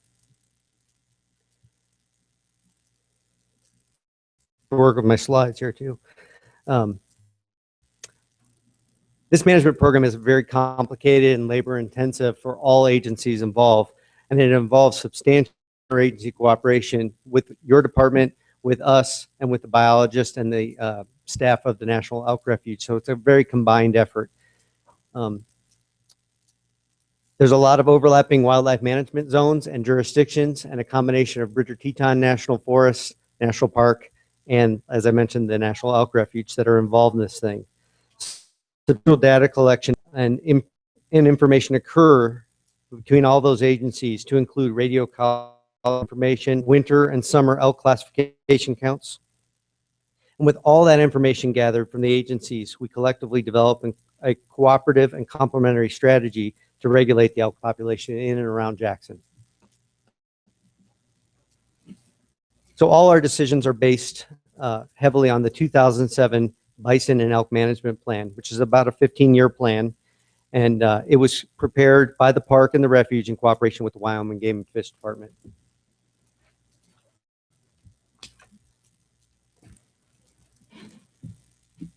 So this slide just shows you an example of a summer count classification.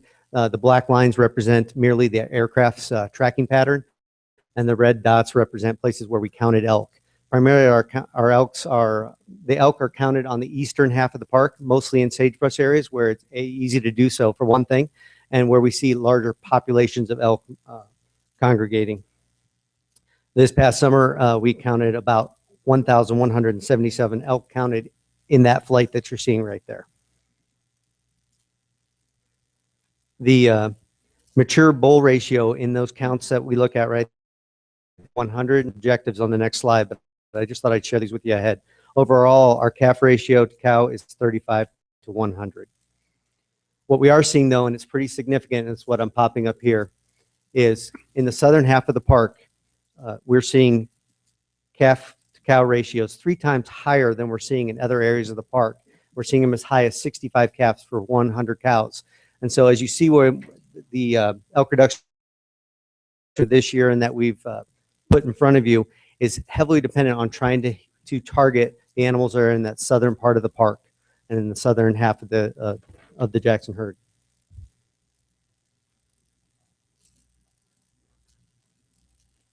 So right now, we're following about 4 major objectives that we're looking at. The Jackson elk herd objective of 11,000, and right now we are at that objective or very near to it. The National Elk Refuge winter objective of animals on feed is 5,000, and we're above that objective. The Grand Teton summer herd, as I just told you, we counted about 1,100, and that objective is approximately 1,600 animals. We are below, or the minimum count was 1,177 this year. And the Grand Teton bull to cow ratio, 35 bulls to 100 cows. We're currently below that. I think I mentioned it was 23 right now.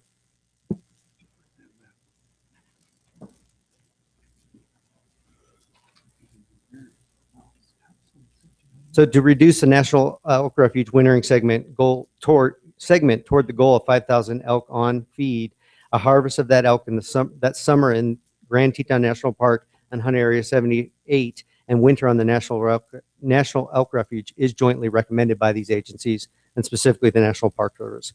We want to continue to focus on the southern herd segment with its high reproductive rates.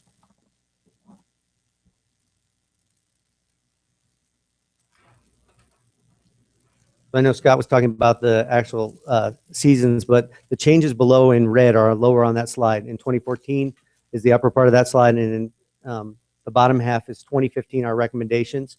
And we are changing the time frame just slightly to be more in line with the hunt that's going on in Hunt Area 77, which is the National Elk Refuge. A few things that are going to stay in place, and this is the 3rd year for this place, is the closing of the Snake River Bottoms, which is the area that is west of Highway 89 as it runs through the park. And this is an effort, and it's our 3rd year of doing so, in trying to find a balance of managing the elk reduction program while focusing on grizzly bear management as well. We are going to continue to keep Area 79 open for 1 week and only 1 week because we do see an influx of hunters during that opening weekend and week. And just to spread out hunter density, we're going to continue to keep Area 79 open for that 1 week period. We continue to leave the Grovant River bottoms open, which is something we changed 3 years ago. And this will be our 3rd year trying that. And it's a very small segment of land between the National Elk Refuge and other huntable areas in Area 75.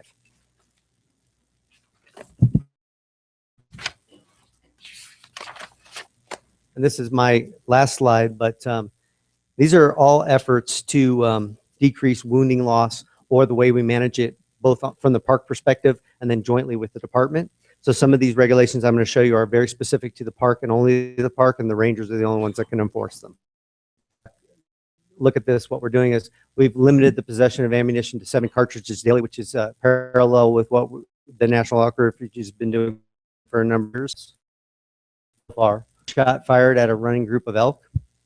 That one might spark some conversation, but really the bottom line is we know it when we see it. And it's one of those things that when someone's really firing at a running herd, it sticks out like a sore thumb. So we've tried to limit that, and we had some success last season enforcing that.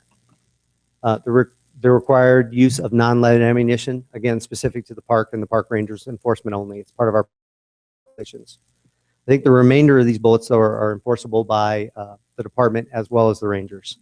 And that's the continued closure of the Snake River bottom between Dead Man's Bar and Ditch Creek. It's closed to all hunting.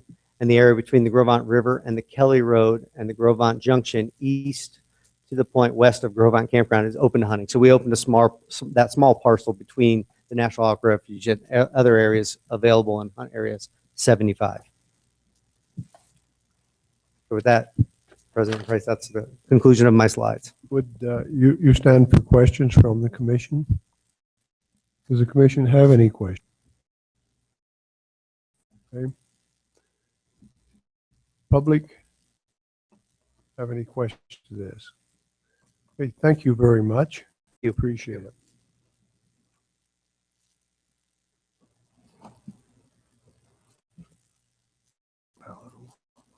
President Price, I'd like to now introduce a resident of Jackson Hole. She'd also like to address the commission today. And as President Price mentioned, it'll be elk, grizzly bears, and bison. I apologize. Good afternoon, Mr. President Price, Director Talbot, and the Commission. I would like to start by stating that wildlife is a real trust by the state of Wyoming for the benefit of the people. Continue to manage our wildlife based on the doctrine of public trust.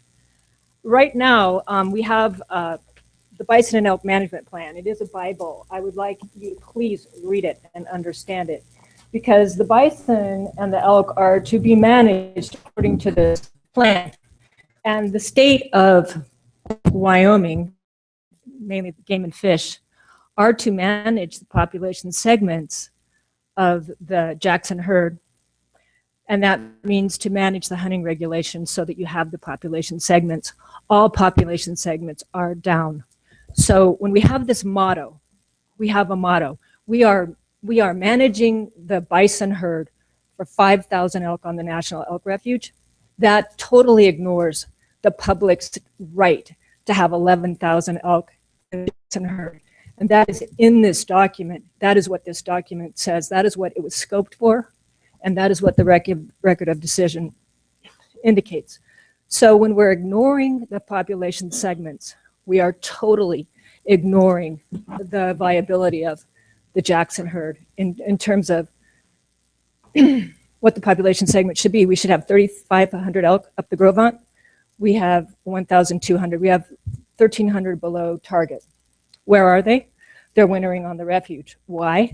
Because they can't winter out. Because this document, which was scoped in 2001, was scoped before a number of climate change, whatever we want to call it, issues happened, that it's now a failed science project. We can continue to say we're managing for this, we're managing for this, but what is happening to the public trust and our right to have you be the stewards of our wildlife and to maintain our elk herd? So I'm here as an advocate for the elk.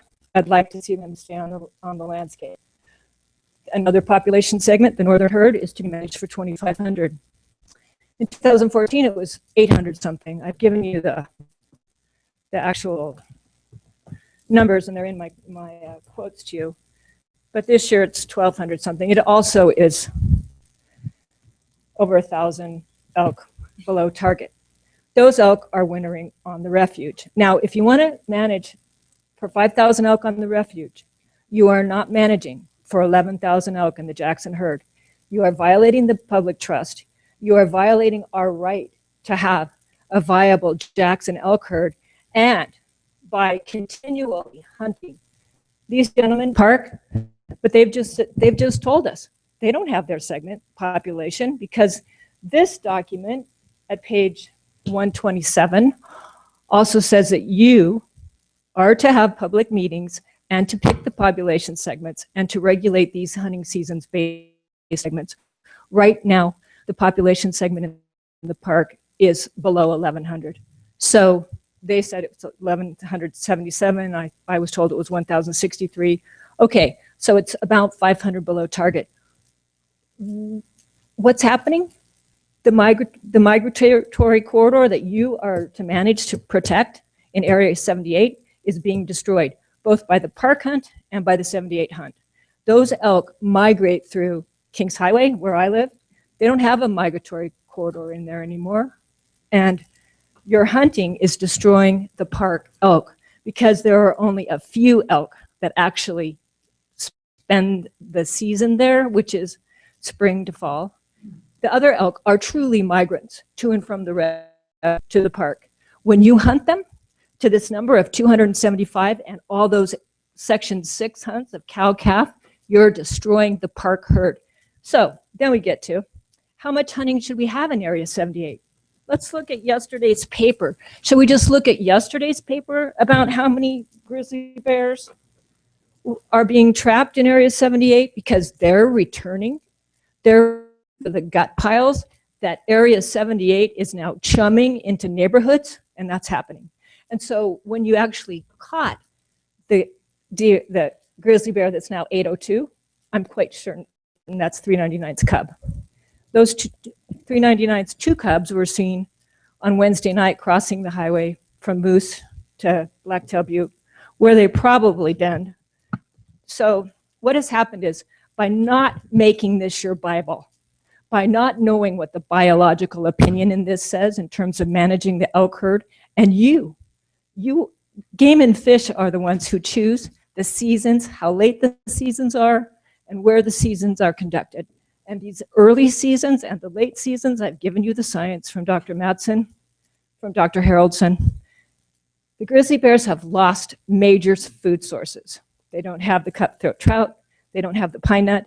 The major and only high caloric diet that they can have in order to actually have an embryo impregnate and be productive is the elk meat. So they've resorted to eating a lot more meat, and you are chumming them into neighborhoods. And so I am, please stop hunting the elk in Area 78, because those two grizzly bears that got in trouble just on Friday, one of them did nothing wrong. It's 399's cub. He was taken up to Pilgrim Creek where his mom dens, and who knows what happened to his sibling or his cub mate, whatever you want to call it, his den mate. Now they're alone. So the other bear, I would like to defend him. I would like to defend him on the 3 strikes you're out, because I think we're taking these bears out when they don't have 3 strikes. And when you killed 760, and you did last fall, he didn't have 3 strikes, and he was in Area 78 where he had been chummed from 2012 to the Snake River Ranch, where you allowed the Snake River Ranch to keep a carcass pile, which is in violation of your own grizzly bear plan. So you're not following your own management plan. And right now, by continuing the hunt in Area 78, you are chumming bears. So I don't know what your meeting was about with the governor. I hope it was quite informative. You think that the grizzly bear is going to be delisted. But if you don't follow this plan, why should we make you the stewards of our wildlife? Why should we hold you in trust? And this plan says that you will not keep food attractants in areas that would attract bears to problems with people. So the gut piles, the dead elk, the bear denning late, all of this is against the biological assessment in this plan. Please make it your Bible. Now, in terms of the bison, you passed a resolution in 2008, and I'm not saying it was all of you, but you passed one saying, gee, yeah, it's genetically fine. We can reduce the bison herd from 1,000 to 500, no problem. But whoever put that in front of you forgot to tell you, oh, this plan and whatever else I've given you, the study on the genetics of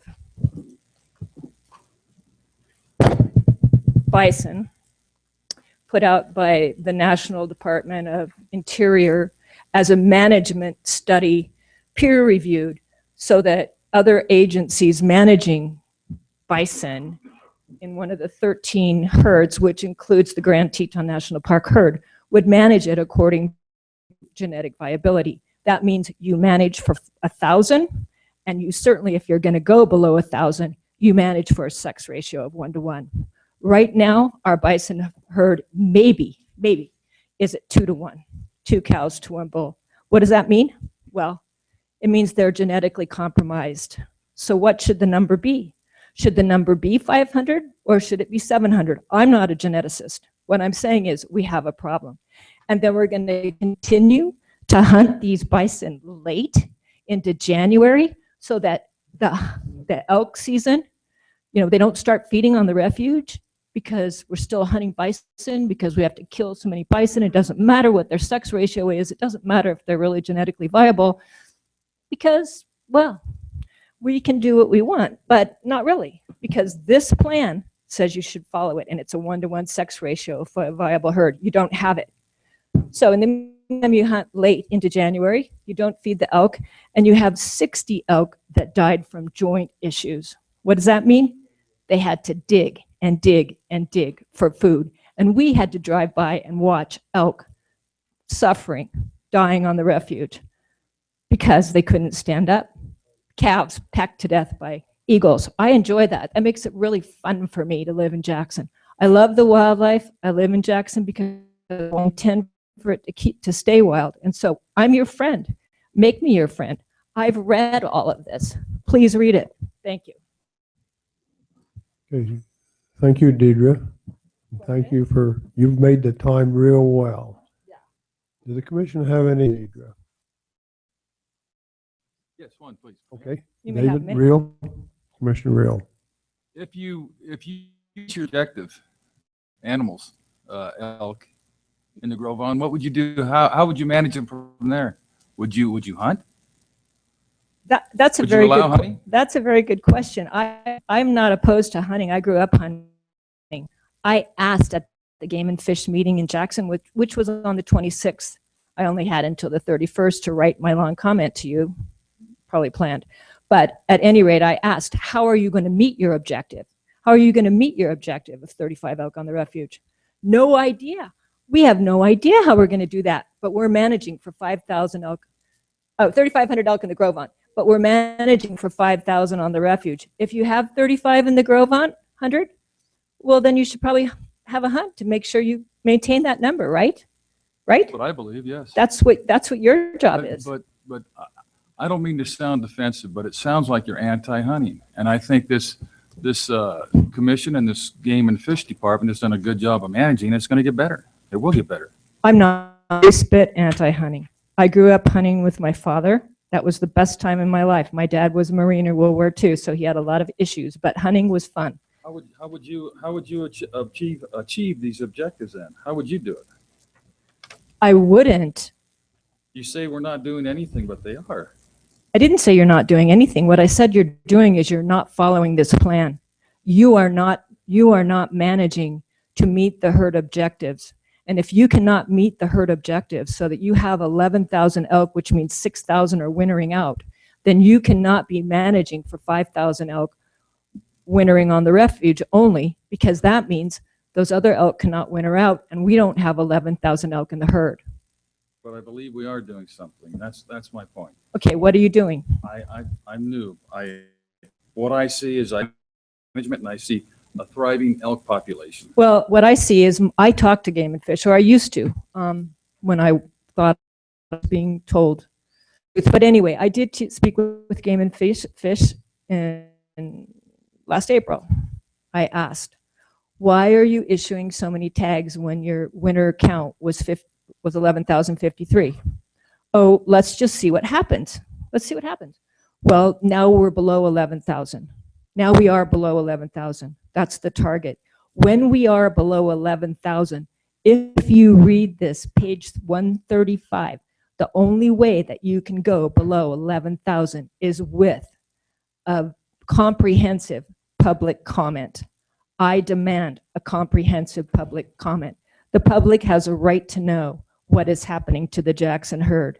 And if your motto is that we're against all odds managing for 5,000 elk on the refuge in the winter, and it doesn't matter that the elk can't winter out, then you are violating the doctrine of public trust, and I demand the public process.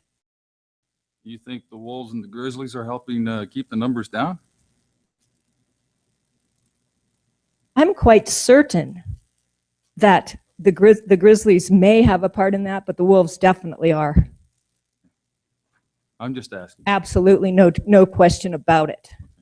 Do I think the grizzlies need something to eat? Yes. So do I prefer that we leave more elk on the landscape? Yes. Do I prefer that we leave it in the park so they can stay there instead of our neighborhoods where they're going to get into trouble and you're going to kill them? Yes.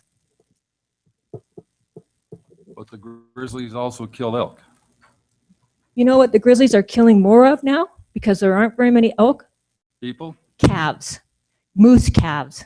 That's what they're taking down in the park because we don't have the herds of elk there anymore. I'd rather we see moose in the park as well. So let's get the grizzly bears to have food, which is elk in the park. that's where we want them to be. Commissioner Anselmi. Yes. I don't know a lot about this, but what I've seen, you got a lot of elk living down there in 78. How do you get the ones from down in 78 back up to the park? I think that's been one issue that they've changed, that they're safe down there by Kings Highway and the golf course. And how do you get them from there back up to the park? I live on Kings Highway, or off of Kings Highway. I have for 26 years. And they're not welcome there anymore. So there aren't a lot of elk there, number one. Number two, the numbers that you're saying that you have from the park of 65 to 100 cow-calf ratio, I don't see it. I see at the most 20%. So I don't know where those numbers are coming from, but they're not the numbers that we're seeing on the ground. We do not have a high cow-calf ratio and where I live. And I'm looking at about perhaps 100 elk that stay, that they call the ones that stick around. The ones that migrate, I do see more calves, perhaps 1 in 3. You know, so a 30% cow-calf ratio. But not the 60. The question was, aside from the cow-calf ratio, you got elk that are living down there in the river bottom that belong up in the park. I don't know how we get them from there. I think that's what they're trying to do by hunting and maybe pushing them back up to the park, I think. Well, there aren't that many elk living in the river bottom that I know of, and I live there. So that's a story, but they haven't been counted actually in 5 years. So that's another issue. Let's really count them. Tell me what the count really is. Because if you ask all of us who live with them, it's not the numbers that you're saying. There are not 1,000 elk in that segment, and there certainly are not 1,000 elk that are hanging out in the river bottom. But there are elk that are being shot in the river bottom, and their gut piles are attracting grizzly bears to neighborhoods. So you killed 760. Now you're destined to kill 789 if you keep these hunts going. And who knows what's going to happen to 803, 399's cub. So please stop hunting in Area 78 for the benefit of the people and the wildlife. Okay, thank you, Deidre. Mr. President, I'm prepared to make a motion with regard to Chapter 7. Let's see. Well, I think we have some other blue slips we probably need to look at. Are you done, Scott? Are you done, Scott? President, yes, we have no more information to present on chapters. Okay. I want to thank Deidre for staying in the time limit. She did very well, and appreciate that, Deidre. I know you're emotionally involved in this, and I appreciate that. I'm sorry. We have the Jackson supervisor. Last year he gave a presentation on that elk movement up there. Could we get a replay of that, Tim? He told us how you used to have all those elk up north, and now they're all down by the river bottom, and they came out of the Grove hunt. And Commissioner, President Price and Commissioner Anselmi. Yeah, there was in the late 80s, I gave a slide that showed that out of 10 elk that you would radio collar in the late 80s, early 90s, 4 of those would go to Yellowstone and 1 would go to Area 78. And from the late 90s or the early 2000 through around 2012, when we were collaring a lot of elk on the refuge, if you collared 10 elk, 4 would go to 78 and 1 would go to Yellowstone. So we had this reverse. And at the same time, when we would do our surveys, we would see about approximately twice the reproduction in the Area 78 and in the southern portion of Grand Teton Park. And Yellowstone, again, would be half that reproduction. We do have a number of radio collars that have been harvested out, but that movement pattern would move through the Kings Highway area onto the National Elk Refuge. Over the last 5 years, the park has been doing more consistent surveys in that area than we have. And the average number of elk they've counted just on the park side of Area 78 was 150 elk per year. And the calf ratio was 54 per 100 for that 5-year period. Pretty consistent with what we were seeing when we would do surveys in that same area. so how many elk do you think are living on that river bottom? When we did our aerial survey there, and Deidre's right, there's a resident population there, And we often get landowners that voice their concerns about the damage on their hayfields in June. And we're seeing approximately 200 animals in the Grovant River, where the mouth of the Grovant River is. Kings Highway to the north of there, but the hayfields to the south of there, and the Walton Ranch, the Lucases are seeing about around a couple hundred head that move through between the very western edge of Spring Gulch or the western end of Hunteria 78. And when we've done some aerial surveys in the fall, you start picking up those migratory elk, and then it becomes a little convoluted. So you don't know for sure how many of the residents are there, but you can count 600 head is a count that you come up with when we've done fixed wing surveys over that area in October, late October. As long as we got you up there, then can you address the Grovant? I know you got less elk. Can you figure they're down there on the refuge or what's? Yeah, so based on radio collar movement patterns, we've seen a shift of the radio collared elk out of the Grovant over the last 6 or 7 years. And those animals moved down to the refuge. Previous years, up until last 2 years, they would come down to the refuge and then they would turn around and go back up before we started feeding. And we would time our feeding initiation on the refuge so that those elk that drop down drainage would not get tied into the feed grounds. But the last 2 years, we had 8,300 last year on the refuge. This year we had 8,400. And that, based on our radio collar distribution, that included a pretty significant number of elk out of the Grovant. And when we did our count this year in the Grovant on feed, there was only about 1,100 on feed. What it used to be? The goal is at 2,400, 2,450, with about 1,200 animals using the slopes or the native ranges there. President Price, members of the commission, Director Talbot, I think it's important to understand also that we work very closely with the refuge, the Park Service, and ourselves to not only time different seasons, but to afford protections for migratory segments of the elk that normally have rates that we're trying to provide emphasis for. And so you'll notice in our regulations, especially during the Area 79 hunt and the duration of the 75 portion of the hunt, that they're very short in duration. There's some closures that we can map where those migration corridors are as those elk from the north filter down towards the refuge. But it's also important to note that we get those elk on the south portion of Grand Teton in an area 78 that will hole up in there. And typically they are the last remaining elk to move over to the National Elk Refuge. And more of that space of 5,000 is being taken up by that southern Grand Teton segment, Spring Gulch segment.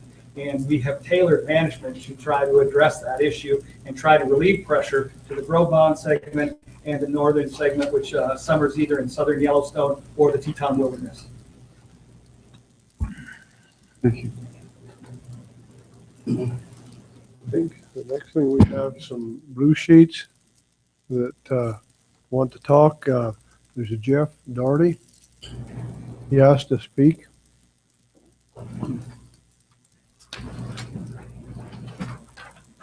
Mr. President, members of the commission, Director Talbot, good to see you again. I live in Teton County, and I have had the benefit of having been able to hunt in this area. Actually, I usually take out younger hunters, trying to introduce them to their first opportunities. I have strong relationships with the landowners in that area, and I also want to tell you that I attended all of the season setting meetings that were held by Game and Fish up in the Jackson area, and I want to tell you that they were well attended. Comment was robust, and I feel like the recommendation that Game and Fish has offered you, the staff at the regional level, is solid. And I would be remiss if I didn't mention and bring to the commission's attention, we're really blessed in Teton County by the staff we have in terms of Game and Fish. I think that they are amazing people to a person, and I can't point out a bad apple in the bunch. And I appreciate how generous, how difficult their job is in balancing what they have to do. But I would say if I had a single criticism of them, it would be that they have bent over too far backwards with regard to Unit 78. They have, in an effort to try to address some of the concerns that Ms. Bainbridge brought to your attention today, they've tried to put in limited range weaponry out there. The shots are typically, on a good day, 150 in terms of yardage, typically closer to 300 yards out there. I know there will be a speaker that'll follow me that'll address some other things about how those landowners run those, but they're very safe about the way that they run those hunts out there. And I also would quarrel gently with some of the information that Ms. Bainbridge gave you about the number of elk that are in that unit. I support the information that Game and Fish staff just gave you. And anyway, I guess I would conclude by saying that I appreciate the recommendation and hope that it's supported. Thank you, Jim.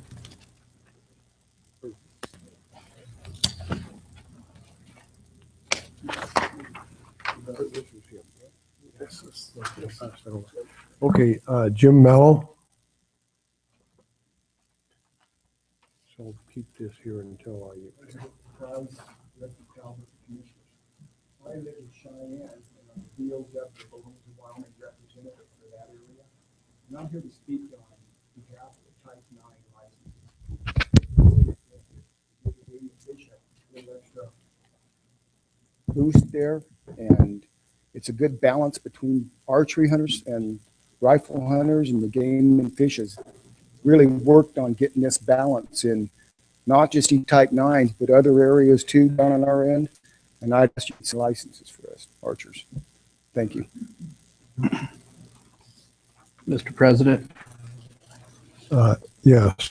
Sir, if you could explain, if I understand Type 9 licenses, if I put in an 4 and I draw a Type 9 license, am I limited strictly to hunting with archery equipment? Yes, you are. So I get to hunt early. You can hunt the month of September. But I can't later on throw my bow down and go with a rifle. That would be a Type 1 where you could hunt a section of the archery season and then change weapons. All right, thank you. Okay. I call up Jeff. He spoke, but Lexi asked also to speak. Lexi, do you want to come up?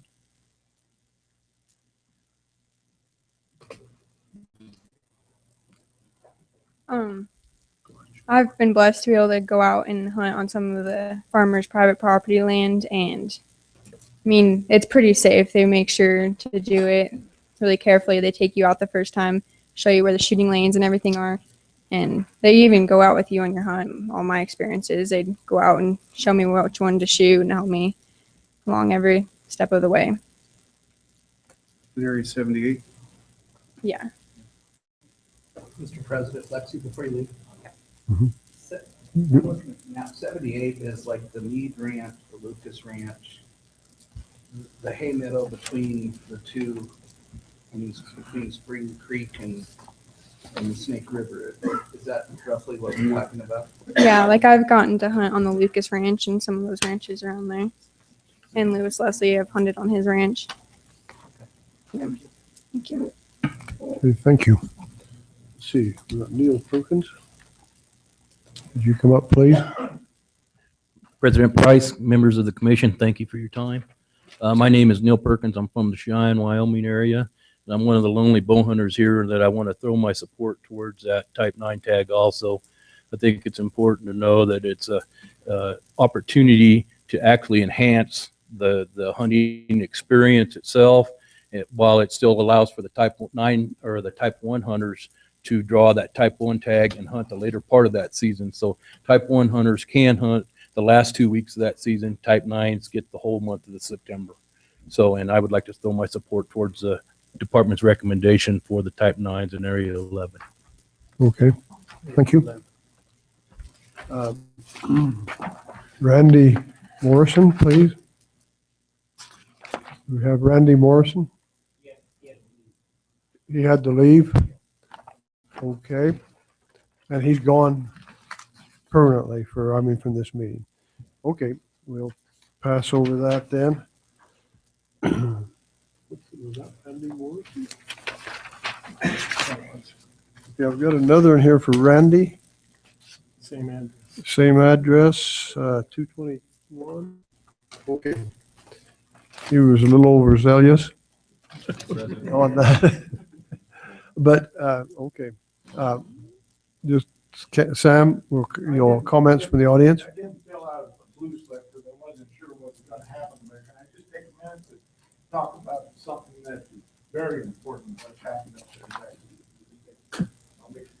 Okay, 2 minutes. You asked for a minute, I'll give you 2. The grizzly bears that this gal's talking about, that we had this 760 that must have 5 million pictures in the park.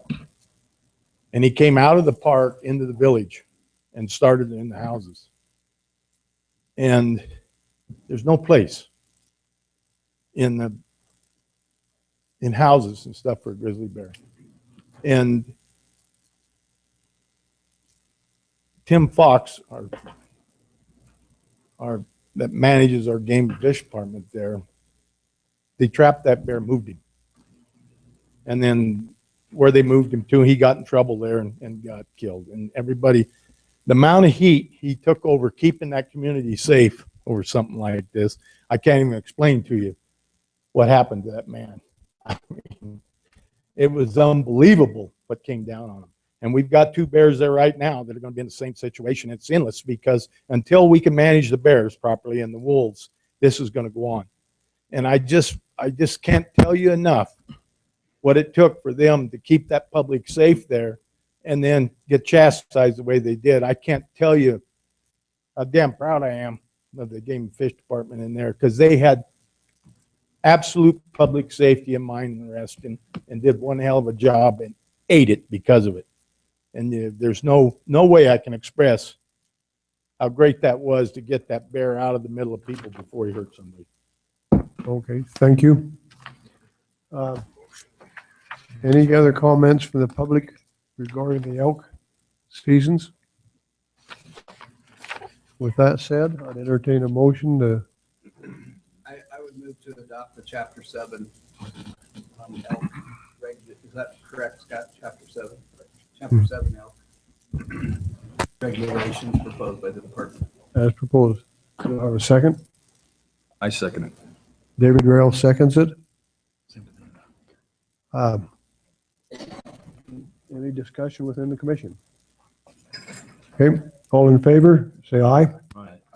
Opposed? No opposed. Motion passed.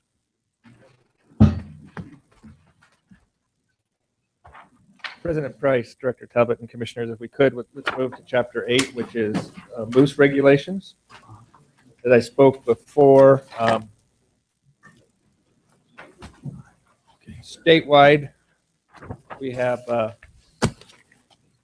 couple areas of concern still, but on balance, it appears a lot of the moose populations are, at least at this point, fairly stable. As you see here on this summary sheet, we have, again, a few reductions proposed for Sheridan region, which is Bighorn Moose Herd Unit. And then in Jackson, again, once again, some minor downward adjustments in the Grays River, or I'm sorry, in Area 23, the Grays River. Based on public input, we had one issue raised in the Cody region about a moose harvest along the Wood River, in addition to what we've talked about in general with the bighorns and northwest Wyoming.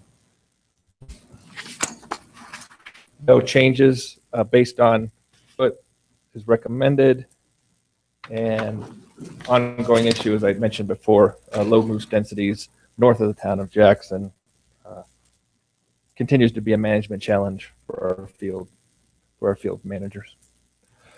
With that, I'd ask the commission if you could vote on Chapter 8. Okay. Mr. President, I would move that we approve Chapter 8. Can we check with the public for just a minute? Sure. Okay. Any public input on moose regulation, number 8? Chapter 8. I got it. Okay. My motion stands that we Motion approve stands. Chapter 8. Do I have Richard Claudia made the motion to accept them as proposed. Commissioner Anselmi seconded that. All in favor? Aye. Aye. Opposed? Motion passes. Thank you.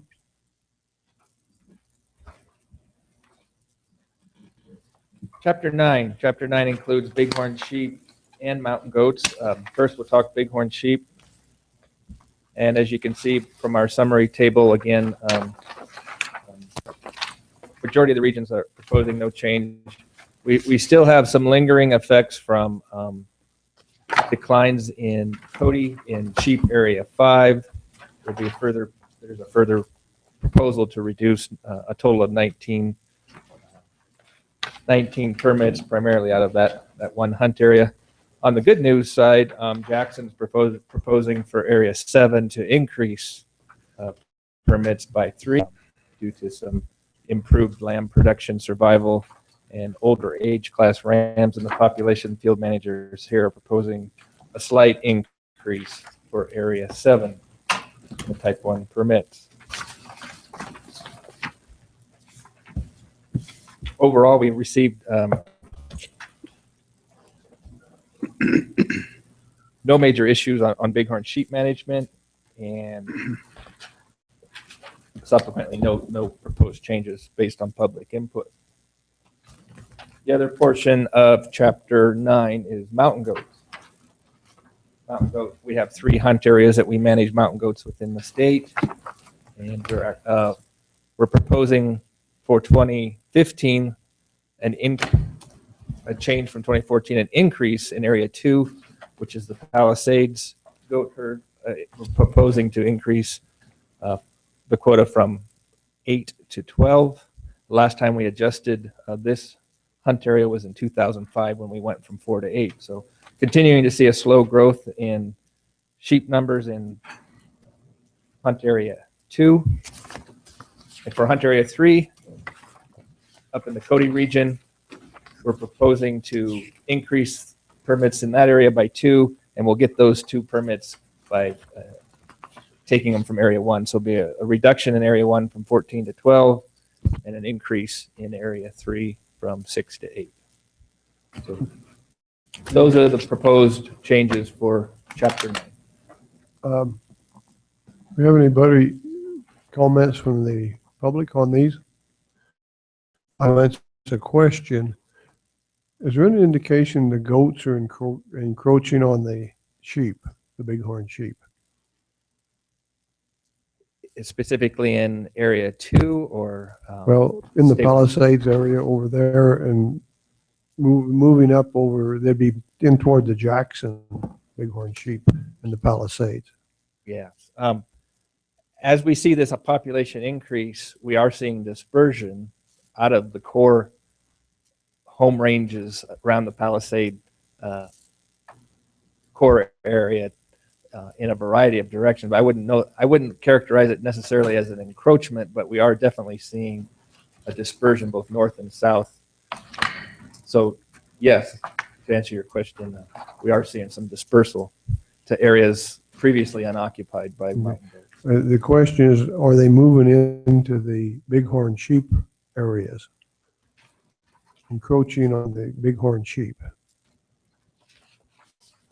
I would characterize it by saying yes, in some instances, particularly to the north. That's one of the reasons we expand Hunt Area 2 to run all the way north to the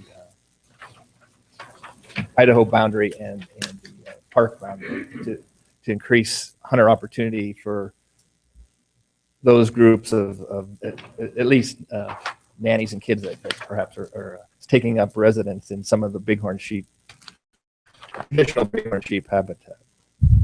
Okay, thank you. Commissioner Selmy? I always thought it was like a 3/4 ram, but I see that all these areas are any ram. What do you see for age class harvest? Do you have any data on that? Oh, we do. And it varies by hunt area. For example, Hunt Area 3, that Upper Green River area, a typical ram would be in that 5 to 8 year old age class.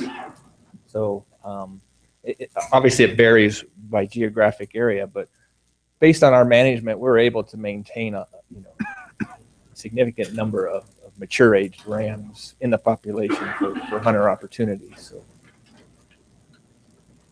When did you switch to the anti-ram?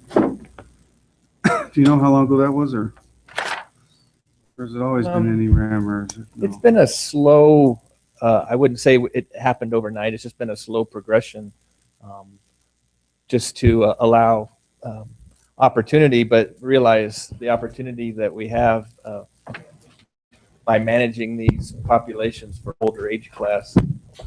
It's typically, most of these rams are the traditional 3/4 curl brand. Thank you. Okay.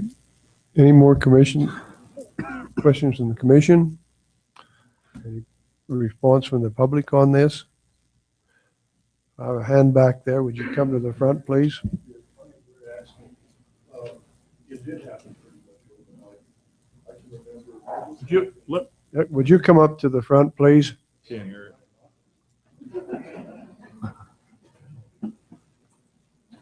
It's hard to hear you when you're speaking from the back. Okay. That sounds good. Okay. What was happening in some of the areas like Area 3, that were the harder areas to get into, there was a major concern that people were shooting rams that were close to 3/4 and then leaving them. So the biologists at that time did a study and determined that it would be better to just let them get any ram, and that way would cut down the losses on that happening. Because back then, the Game and Fish was really a stickler on it being a 3/4 curl. And so just a little variance could cost you your ram plus your hunting rights. So it really was a movement forward, I think, in the right direction. Because most people that wait long enough to get a permit, they want a quality animal. So if they, most of them will try and get close to 3/4 as they can. So this would enable them to take one that was slightly less than 3/4 if they accidentally shot it that way or misread it. So that was the answer to your question. Okay, thank you. One thing I'd like to ask your name, please. It's Larry Axsmith. Okay. Did you get that? Sure. Axsmith, A-K-S-A-M-I-T. Can I ask you a quick question out of context here? Yes. What are we doing for moose coming back in like year 17? You know, I drew a moose permit several years ago, and it was right when the moose populations were really dwindling. And I spent a lot of time looking for a nice moose because I applied for 30 years, you know, to get a permit. And what I found at that time was that the number of grizzlies in that area were taking a high percentage of the adult moose. The calf moose were gone. Most of the cow moose were gone. And I spent all summer there, 3 weekends, 3 days a weekend from May until October, and saw like 6 bull moose and 1 cow moose and no calves. And I was run off of one of the carcasses of one of the bulls because I saw him the night before. That was when the hunting season was open, and the grizzly had taken him that morning. So they were up to taking the adult moose. And if you, as you all know, if you don't have a population coming up within your herd, well, then you're going to lose your herd. And I guess I'd like to ask again about calf numbers that were being reported for around the Jackson area. You know, a healthy calf should be around the 38%, at least 30%. And I think I was hearing 20. Well, so I would just okay. I'll give you your answer. We can't do anything about the grizzlies. I understand that. So that's not a good answer, but that's the best answer we have. Okay, thank you. President Price, I can address some of Larry's questions. So for Hunt Area 17, that's in north of the Grovant River, From a harvest standpoint, we've combined that with hunt area 28, and combined those two hunt areas, we have a quota of 5. So we combine those so we can at least keep open the hunt areas for some opportunity, but 5 is the minimum number of permits that we can issue. And so we've combined those two hunt areas together, offered a goal of 5.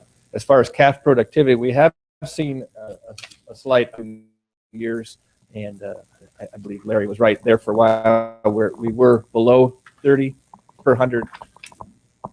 And I believe the last survey, Doug and his staff did per 100 calves per 100 cows. So it's looking up.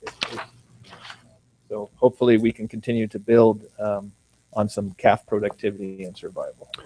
Okay, okay, we're still on the sheep and the goats, if I remember. Motion, we approve We need- chapter 9 recommendation from the department. Okay, it's been moved, I'll second that. seconded by Commissioner Culver.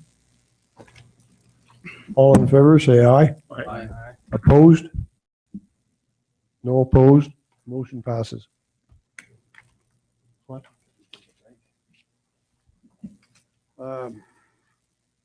You want to go, okay. Just a quick one. We have a quick break requested. We'll take it 10 minutes.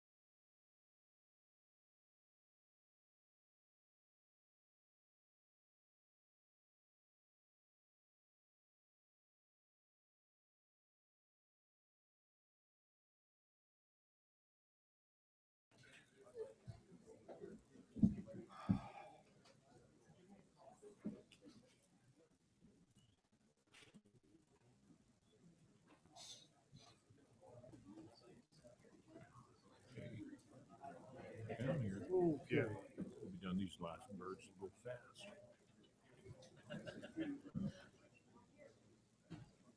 Don't you have a bunch of questions about pheasants hunting? Negative. Okay. I don't care about the Y dot fuel site.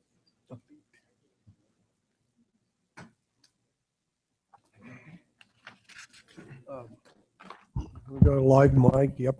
Scott, you want to pick up and keep going? Yeah. Our feelers leader's gone. Here he comes. Take your time. It's all right.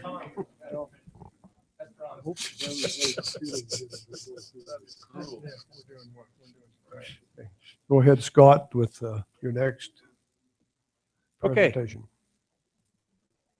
President Price, Director Talbot, Commissioners, if we could, let's move on to Chapter 15, our wild bison recreational hunting season. Real quick, I'd like to give you a summary of where our harvest ended up for 2014. So it was a record harvest year as far as overall numbers. As you can see here, we almost reached the 300 mark on legal harvest, had 111 bulls and 188 cows and calves taken during the 2014 hunt, would actually extended a little bit into January of this year. So the proposal for 2015, or the proposed changes from 2014, however you want to look at it, would be one, to reduce the type 1 bull bison licenses from 90 to 40. And again, this is to address something that Ms. Bainbridge brought up earlier, is to look at the addressing the overall bull-cow ratio and to retain quality bulls in the population. We have heard that from the public, and we are willing to propose that as a management option for you today. Also, since we're still significantly over if you recall, our management objective for this 100, and we're still significantly over that. So to address that, we would propose to take and increase our type 4, which is our cow or calf license type, from 225 to 265. Again, to maintain pressure on the population growth segment of this herd. Emerging issues. Obviously, we do have a challenge achieving the harvest of females or calves in this open season. To achieve a harvest, we at times will have complaints of hunter crowding on the National Elk Refuge, just a sheer number of hunters out pursuing bison. And again, finally, that meeting that objective of 500 total bison in the Jackson elk herd still eludes us at this point. So with that, I would stand for any questions the commission may have on Chapter 15. Commissioners, any questions? Just a quick one. We're still in the one bull license per lifetime, correct? But the cows, is that a 5-year cycle or is that every year? I can't remember. It's a 5-year cycle on the cow license. Once in a lifetime was retained for bulls. Okay. I'm not near as shocked as I was the last time you. Just don't think. Do we have anybody from the public that wants to comment on this? Okay, having said that, I'd entertain a motion. Mr. President, I'd move that we adopt Chapter Buffalo. 15. The regulation number 8, it's 8, I think. I'll second that. Okay, it's been moved by Commissioner Cloud and second by Commissioner Elselmi. All in favor, say aye. Aye. Opposed? No nays? Okay, the motion passes. So real quick, I'd like to just summarize what we've been through, at least with the big game. So here is a compilation of everything that I presented for each individual chapter summarized in one slide, looking at the total change in limited quota licenses as proposed for 2015 and basically approved by the commission. In addition to that, the license type adjustments that were proposed at the bottom of each one of the blocks, and you can see what last year's harvest totals and success rates were. So overall, a slight reduction in pronghorn, definitely as compared to 2014. A slight increase for our deer, and that increase, as you can see, comes in the form of type 8s, which are deer licenses. An adjustment downward in our elk, and that's obviously area specific because we still have some herds that are definitely over objective. A slight downward adjustment for moose, as we talked about before. The uptick in mountain goats for hunt area 2, and then that overall decrease in bighorn sheep, primarily in area 5 of the Cody region. So if we move along, chapter 11, and I kept this slide in from last year just so folks remembered. We used to have individual chapters for all of our upland game and small game through the regulation reduction efforts as requested by the governor's office. We took all those different chapters, combined them into one, which we now call chapter 11. So when we approve chapter 11, you'll be approving all of those upland game birds and small game recommendations. So look at blue and rough grouse. We're proposing no changes from 2014, and we heard no significant concerns raised by the publics during our public meetings. For sage grouse for 2015, changes proposed for this year are simply some calendar adjustments so that the opening date coincides with that third weekend opener that we've traditionally had now for many years. By adjusting that to open on the third Saturday in September, the total season length for hunt area 1 will be 12 days, and for hunt area 4 results in a 3-day season. Again, no major issues raised by the sportswomen at our public meetings. For pheasants, similar to the sage grouse, on a statewide basis, we did adjust some of the opening dates in some management units to open on with the traditional Saturday openers. And in area 2, we modified the shooting hours for area 2 to match the half hour before sunrise to sunset for shooting hours in area 2. Similar to the other species, no majors forth at the public meetings. Sharp-tailed grouse, chuckers, and gray partridge, along with small game. There are no proposed changes for 2015, and no major issues were brought to our attention by our publics.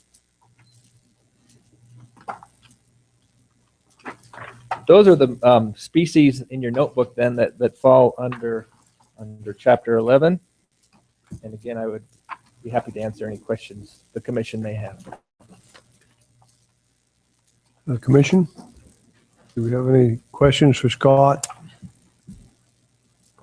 General public, any questions for Scott? With that, then I'd like to entertain a motion to approve chapter 11 as presented. Mr. President, I guess I have one real quick question. Okay. In chapter 2, there was a change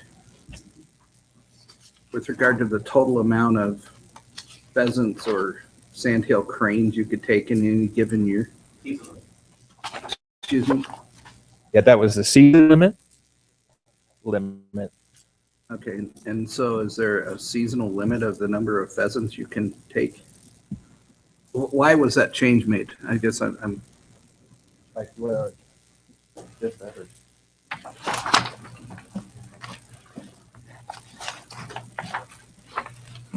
Commission President, Commissioner Talbot, we've always had a season limit on pheasants at our Springer hunt. You're only allowed 3 pheasants during that entire hunt. And then for sandhill cranes, you're only allowed 1 crane total for a season. So like I said, we've always had that definition. We just changed it from migratory game birds and game birds just to those specific species because that's the 2 they affect. And those are the only places where we have season limits versus a bag or possession limit. So that would only apply at Springer and maybe Glendale? Just Springer. We have a season limit of 3 birds for that Springer special hunt. Thank you. Commissioner, motion you were making? Yes, I would motion that we accept this plan as it is. Do I have a second? Second. Okay. Commissioner Culver, second it. All in favor, say aye. Aye. Aye. Opposed? Okay. Motion passes.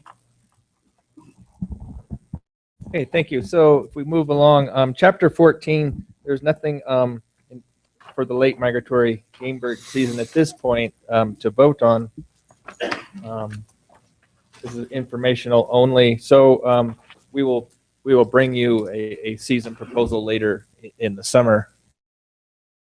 And that's the U.S. Fish and Wildlife Service to establish late migratory game bird seasons, and the timing of that does not overlap with our April season setting meeting.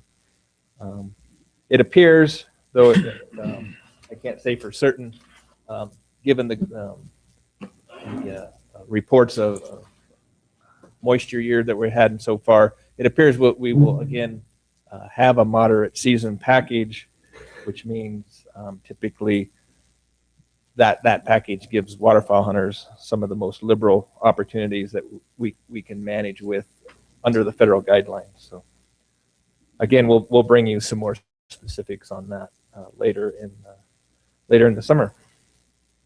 Mr. President, while we're talking about that,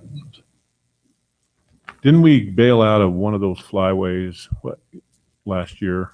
Can you refresh my memory? Pacific Flyway, we no longer have active participation in, and that was several years ago when we decided to back away from the Pacific Flyway. We have such a small sliver of the Pacific Flyway in our western boundaries that the majority of our management focuses on Central Flyway. Okay. So I represent the agency at the Central Flyway Council, and then our migratory bird biologist represents our state on the technical committee. Yeah, I had that Pacific Flyway it was. Correct. Yeah, I had that taken up more for the state in my mind for some reason. Always thinking big, you know.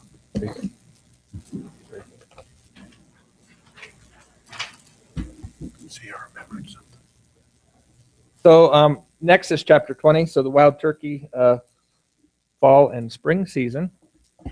Here's a map showing our newly created turkey hunt areas. We combined a lot of smaller areas into the 5 major turkey management areas now for the state of Wyoming.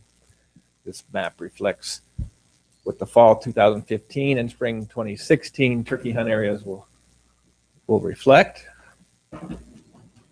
So if we go through this proposed for you today, area 1 for the fall season, no change. For the spring season, we would propose just minor adjustments for the dates to coincide with the second Saturday in April opener. For area 2, as you can see in red here on the color-coded map, no changes for either fall or spring seasons. Similar to area 3 in green, no changes for either fall or spring. For area 4 in the light blue, Bighorn Basin primarily, we're proposing for the fall season to add 100 Type 1 licenses for for a portion of the area. And then in the spring, just an adjustment so that the opening date coincides with the second Saturday of April. And then finally, the large yellowish area there, area 5, we have no recommendations for changes for either the fall or spring season. Based on public input, emerging or ongoing issues, there was some concern expressed in the Bighorn Basin that general turkey seasons may have some impacts on turkey populations. And also in the Cody area, there was a concern raised at some of the public meetings about the use of rifle hunting for turkeys during the spring season.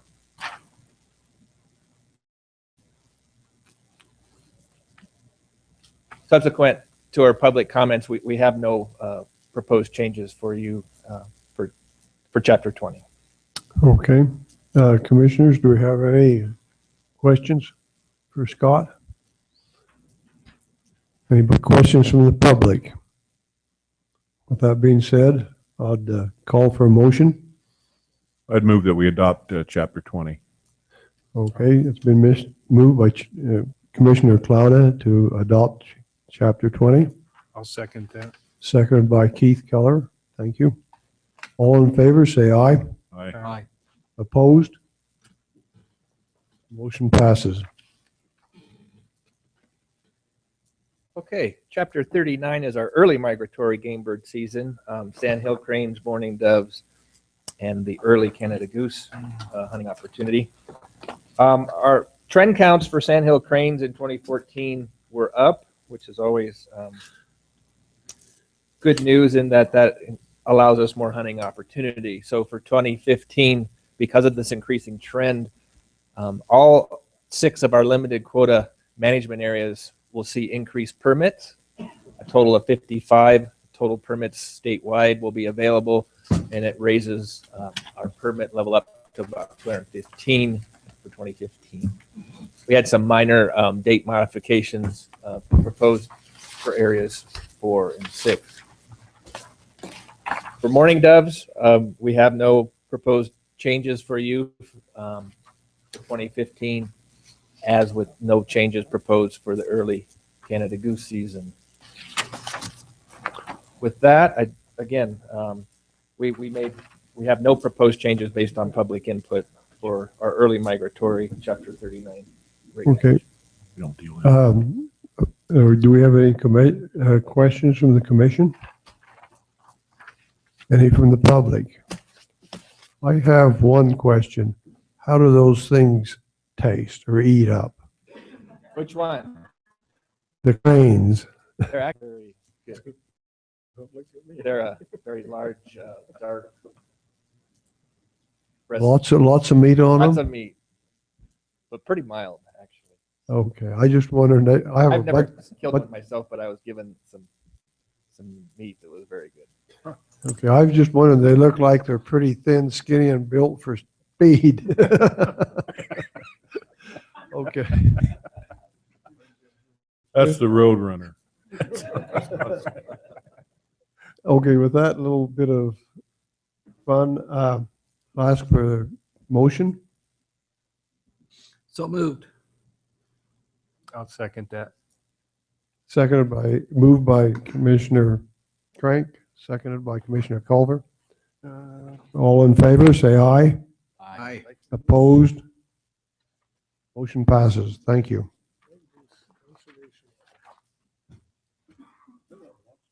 And last but not least, Chapter 48 is our light goose conservation order.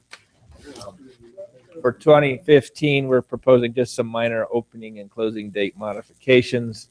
In your notebook, we did receive 1 or 2 comments about snow goose season dates.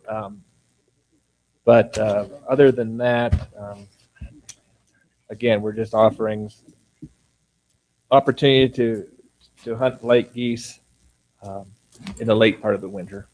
And we have no proposed changes for Chapter 48 based on any of our public comments. Okay, Commission, do we have any questions from the commission? Any from the audience? With that, I'd entertain a motion to pass this as presented. So moved. Second. Okay, moved by Commissioner Frank, second by Commissioner Rail. All in favor, say aye. Aye. Any opposed? Motion passes. Yeah. With that, that is the season recommendations for the 2015 regulations. Okay, Scott, thank you. Good job, and we're done with it. We'll call to the public. Are there any general comments in the public? I have one blue sheet here. Richie Antica, would you like to come up, please?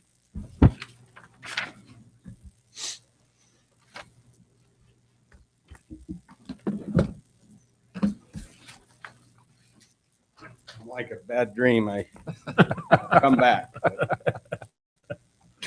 Bad habit. Before I get started, I just wanted to share something with everybody here that I seen in the last 2-3 hours I've been sitting here. When Deidre was up here, who I have never met in my entire life, she was having a discussion. And anytime there's a discussion or a debate, 7% of what is actually said, the words, is what people feel. 38% is the tone the person's delivering it in, which obviously 55% is of what a person gets out of that is based on body language. As I said in the back and looked around the room when she was making her presentation, I seen a number of eyes rolls, people that obviously didn't agree with her opinion. And I just got to say, I'm sure that's the case when I get up here. But nonetheless, this is the forum, this is the commission, the group appointed by the governor to represent the wildlife and the people of Wyoming. So here I am again. Before I get started, when I was in Newcastle last month, there was actually 2-3 questions that were asked and suggested, and I've got some information on them. But before I get started, I have a couple of questions that I'd like Scott, or I guess any member of the commission, to answer. Who owns the wildlife in Wyoming? The state of Wyoming, the population of the state of Wyoming. Okay. What if that wildlife is on private property? Who owns it? It still has to be the same. Okay. When they're on private property, can animals be harassed or shot, or do they follow the same laws the general public do? I'm going to pass that off to Scott. Certainly harassment applies on public or private land. When that same animal sheds his horn on private property, who owns that shed?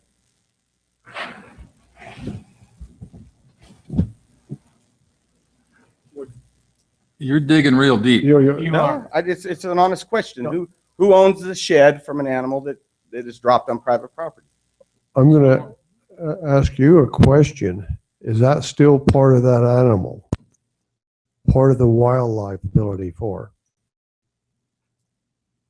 That's what I'm trying to understand. Okay. I believe the way the law reads it, the private property owner owns the shed and has the right to go pick it up anytime. So therefore, that differentiates to me that it is no longer part of the animal. With that said, when I was in Newcastle, it was suggested that I meet with the TRW board because they were going to review the law. I don't know if I haven't made at least my personal opinion on the intent of the law to protect the wildlife. I don't have an issue with. I'm all about protecting the wildlife. It's not the law that I'm trying to do away with. It's how the law is administered across the board west of the Continental Divide that not only myself, a whole lot of people in the beginning, I was at the meetings. We supported the intent of the law, but we didn't believe it was going to shut down the area we live in, the area we recreate in, to doing something that we enjoy. It is a sport, a hobby. We enjoy it. By shutting it down in a whole area, and the way the law reads, you can't collect, possess, find, locate, or attempt to find, locate. That's subjective as hell. I mean, for me, as a well-known shed hunter, somebody sees me out there doing anything, the assumption can be made I'm locating or attempting to locate a shed, whether I pick it up or not. So the law has basically kept me from being able to go out on public ground where hundreds, if not thousands of other people enjoy their activities, that once that shed falls off the animal and the animal's maybe 100 miles away, you risk being sighted. I don't believe the antler is part of the animal once it's shed. It's an object on the ground, no different than picking up a stick. The original meetings and discussions and things I went to was based around harassment of wildlife. And I am 100% for laws to stop harassment. You don't have to be a shed hunter to harass wildlife. You drive around out there, and last winter and a lot, there's hundreds of people out there on ATVs, horses, hiking, that have the same impact on wildlife as I do when I'm out there walking around looking for a shed horn.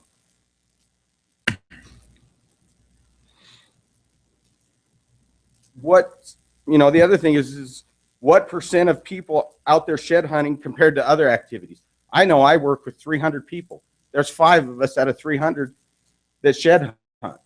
I think that's probably a fairly good statistic across the board, yet those TVs and do other things that have an impact on the wildlife. The objective should be to rewrite, redevelop harassment laws and enforce them regardless of the activity that's going on. And if an area is such that there shouldn't be activity in it, it should be the proper channel should be gone through with other agencies and close the area to everybody. If it's about me being in there scaring the animals, and a whole lot of other people are in there having an impact no different than me.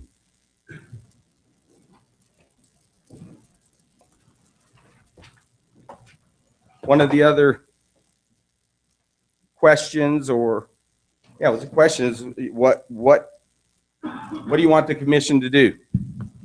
It kind of caught me off guard, so I put down some things. I want the commission to understand that this activity is a sport just like hunting and fishing. Manage it just as if they were being directly affected. Don't assume everyone is in it for the money or that we are all unethical.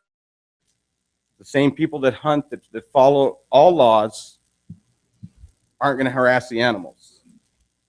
The idiots that do harass the animals are idiots 24/7, not just when they're shed hunting. So I want the commission to understand I have as much a right as anyone to utilize public property if it's open to all activities, but the one I do, I think that's discrimination. I think that's profiling. I want the commission to look at the law as it is written, very subjective. As I said, the attempt to find, the attempt to locate, that's like saying you got stopped by a cop, so you were attempting to speed. Either are or aren't harassing the animals, and you should pay the penalty for that. I'd like the commission to do a root cause type analysis. What was the problem? What was identified?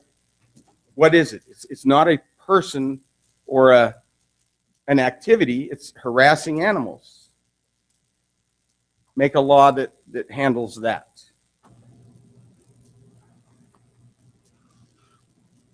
we would like, and when we say we, I am not a social person as far as social networking and all that. I've never gotten into that in my life. About 26 hours ago, I had a friend put a site on Facebook solely dedicated to getting people involved in the shed horn antler law to get it reviewed. Not abandoned, not thrown out, reviewed.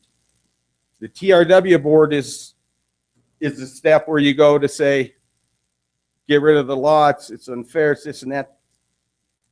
The vast majority of us don't have a problem with the intent of the law in crucial winter areas, true areas where there's too many animals and they don't need to be bumped and pushed around in the dead of winter.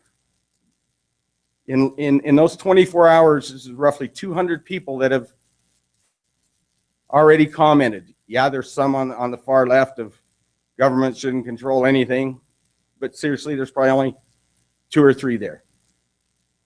There's 2 people that commented they agree with the shed law. After many discussions, one of them reverted, no, your point's well taken, there's other ways to do it. So we would like some public meetings. We would like to talk about, get people's opinion. What's the objective? What options are there? I went to the meeting in September and by the commission was told this has been an issue raised by more than me, by a number of people. It's now several months later. Nothing appears, at least from my level, there's nothing being done. You're heard and listened to, which I appreciate. And if you have a topic or you agree, or if you're in agreement with the majority of people, it's passed in a motion. If you're not, you're out and you come back. And that's, I guess, why I'm back. In the meantime, I think just as Idaho did, there should be an immediate suspension of the law and it should be reviewed of what needs to happen or what's the objective.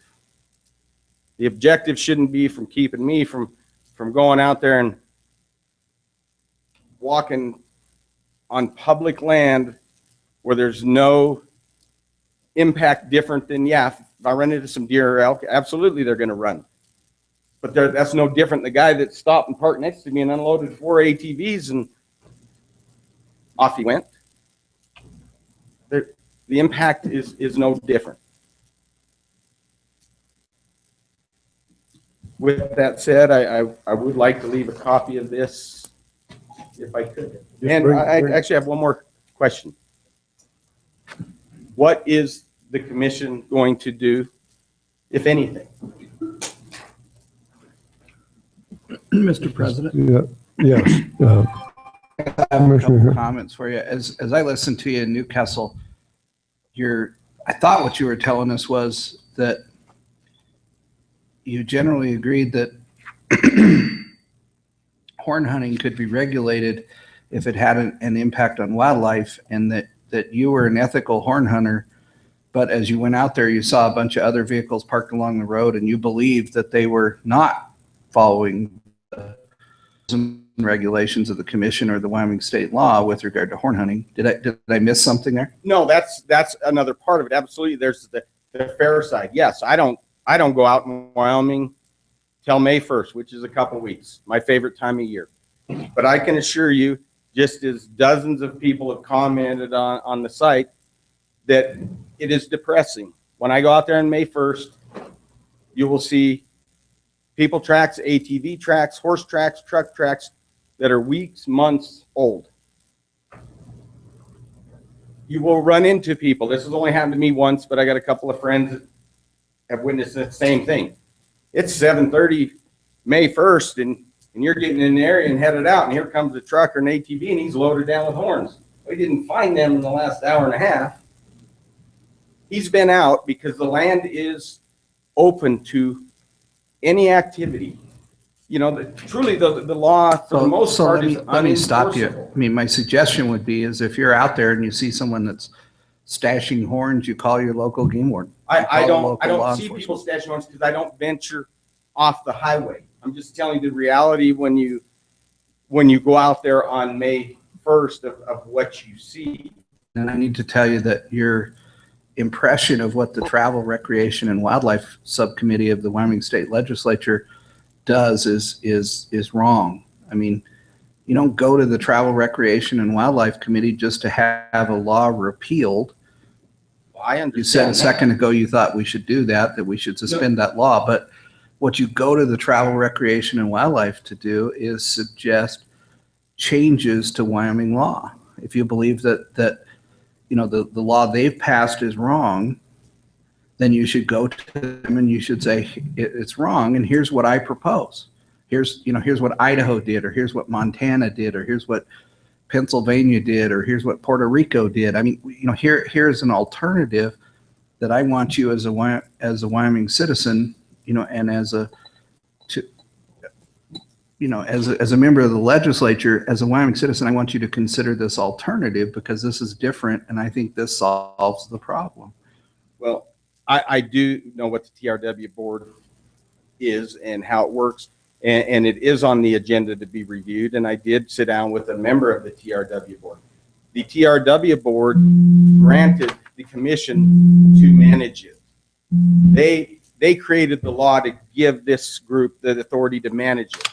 The Game and Fish Commission wrote the regulation on how to manage it, just as other seasons. So there's lots of options. The legislature didn't tell you guys close it till May 1st. They give you the authority to manage it.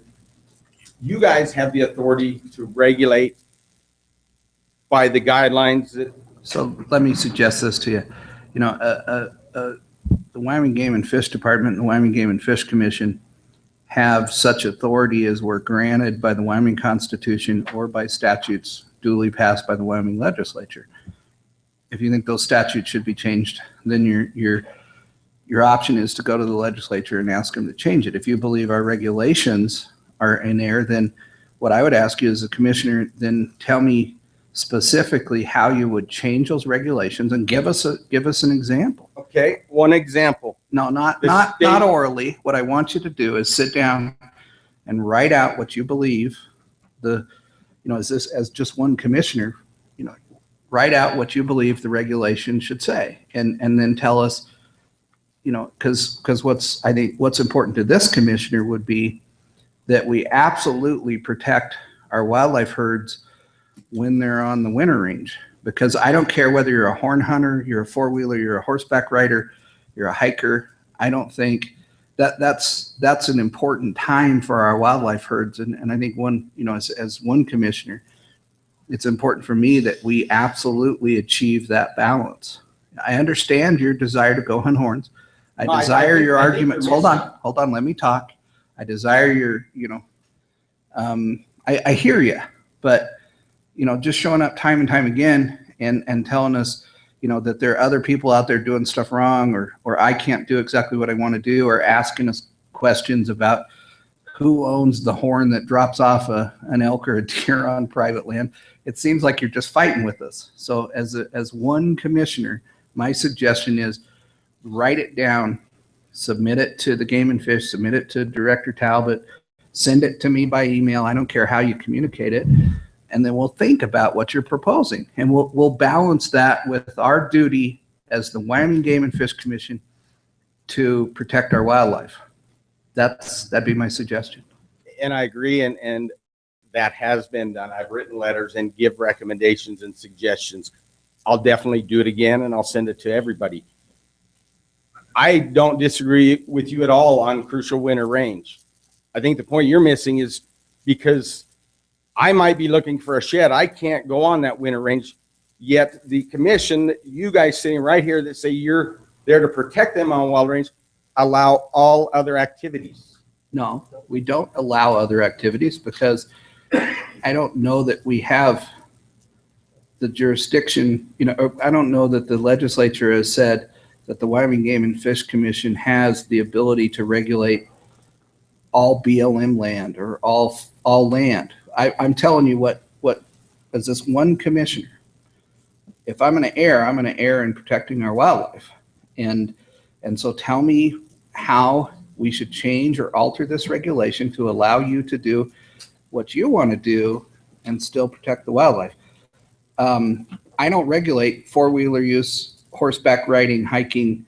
I don't think that I have that authority as a Wyoming Game and Fish Commissioner, particularly on federal land or, all public lands within the state of Wyoming. I do believe I have the authority as a Wyoming Game and Fish Commissioner to do what's in the best interest of all Wyoming wildlife. And I'm sincere. I will fulfill that role, but you're just drawing too broad an analysis. So tell me how this regulation should be changed consistent with my duty to protect the Wyoming wildlife. And I'll listen to you and I'll hear you. And if I believe there's a change that could be made that, balances all those interests, I'll probably vote for it. I don't know what it is today. Fair enough. I'll sit down. I'll put as many recommendations from different people, different states, and I will definitely get it to you guys.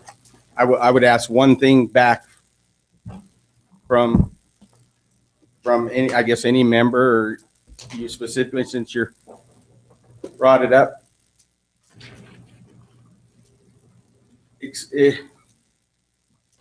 I guess help me understand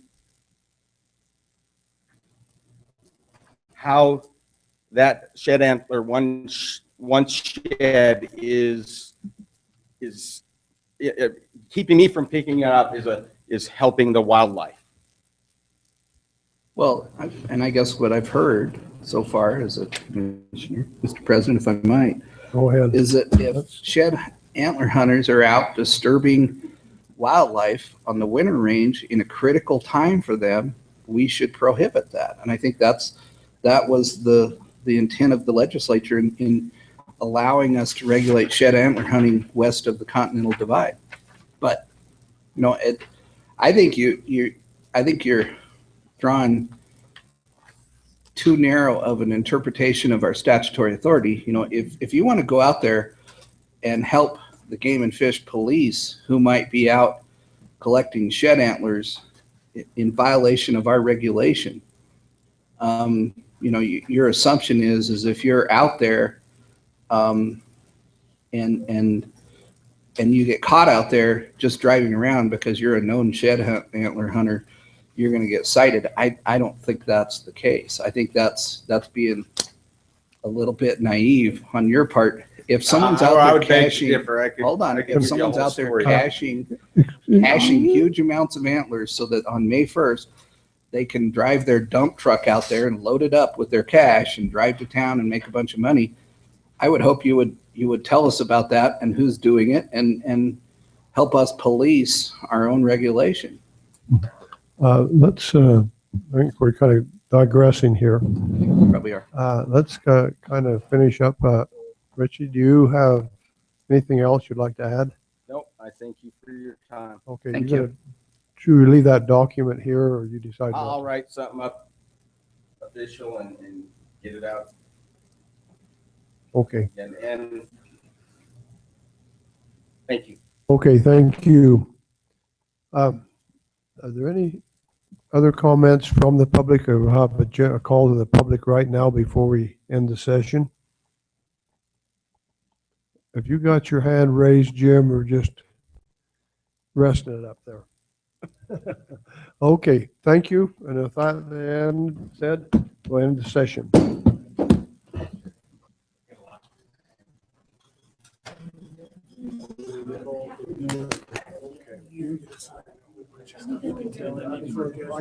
Catch me before I got out the door. I'd like to sign.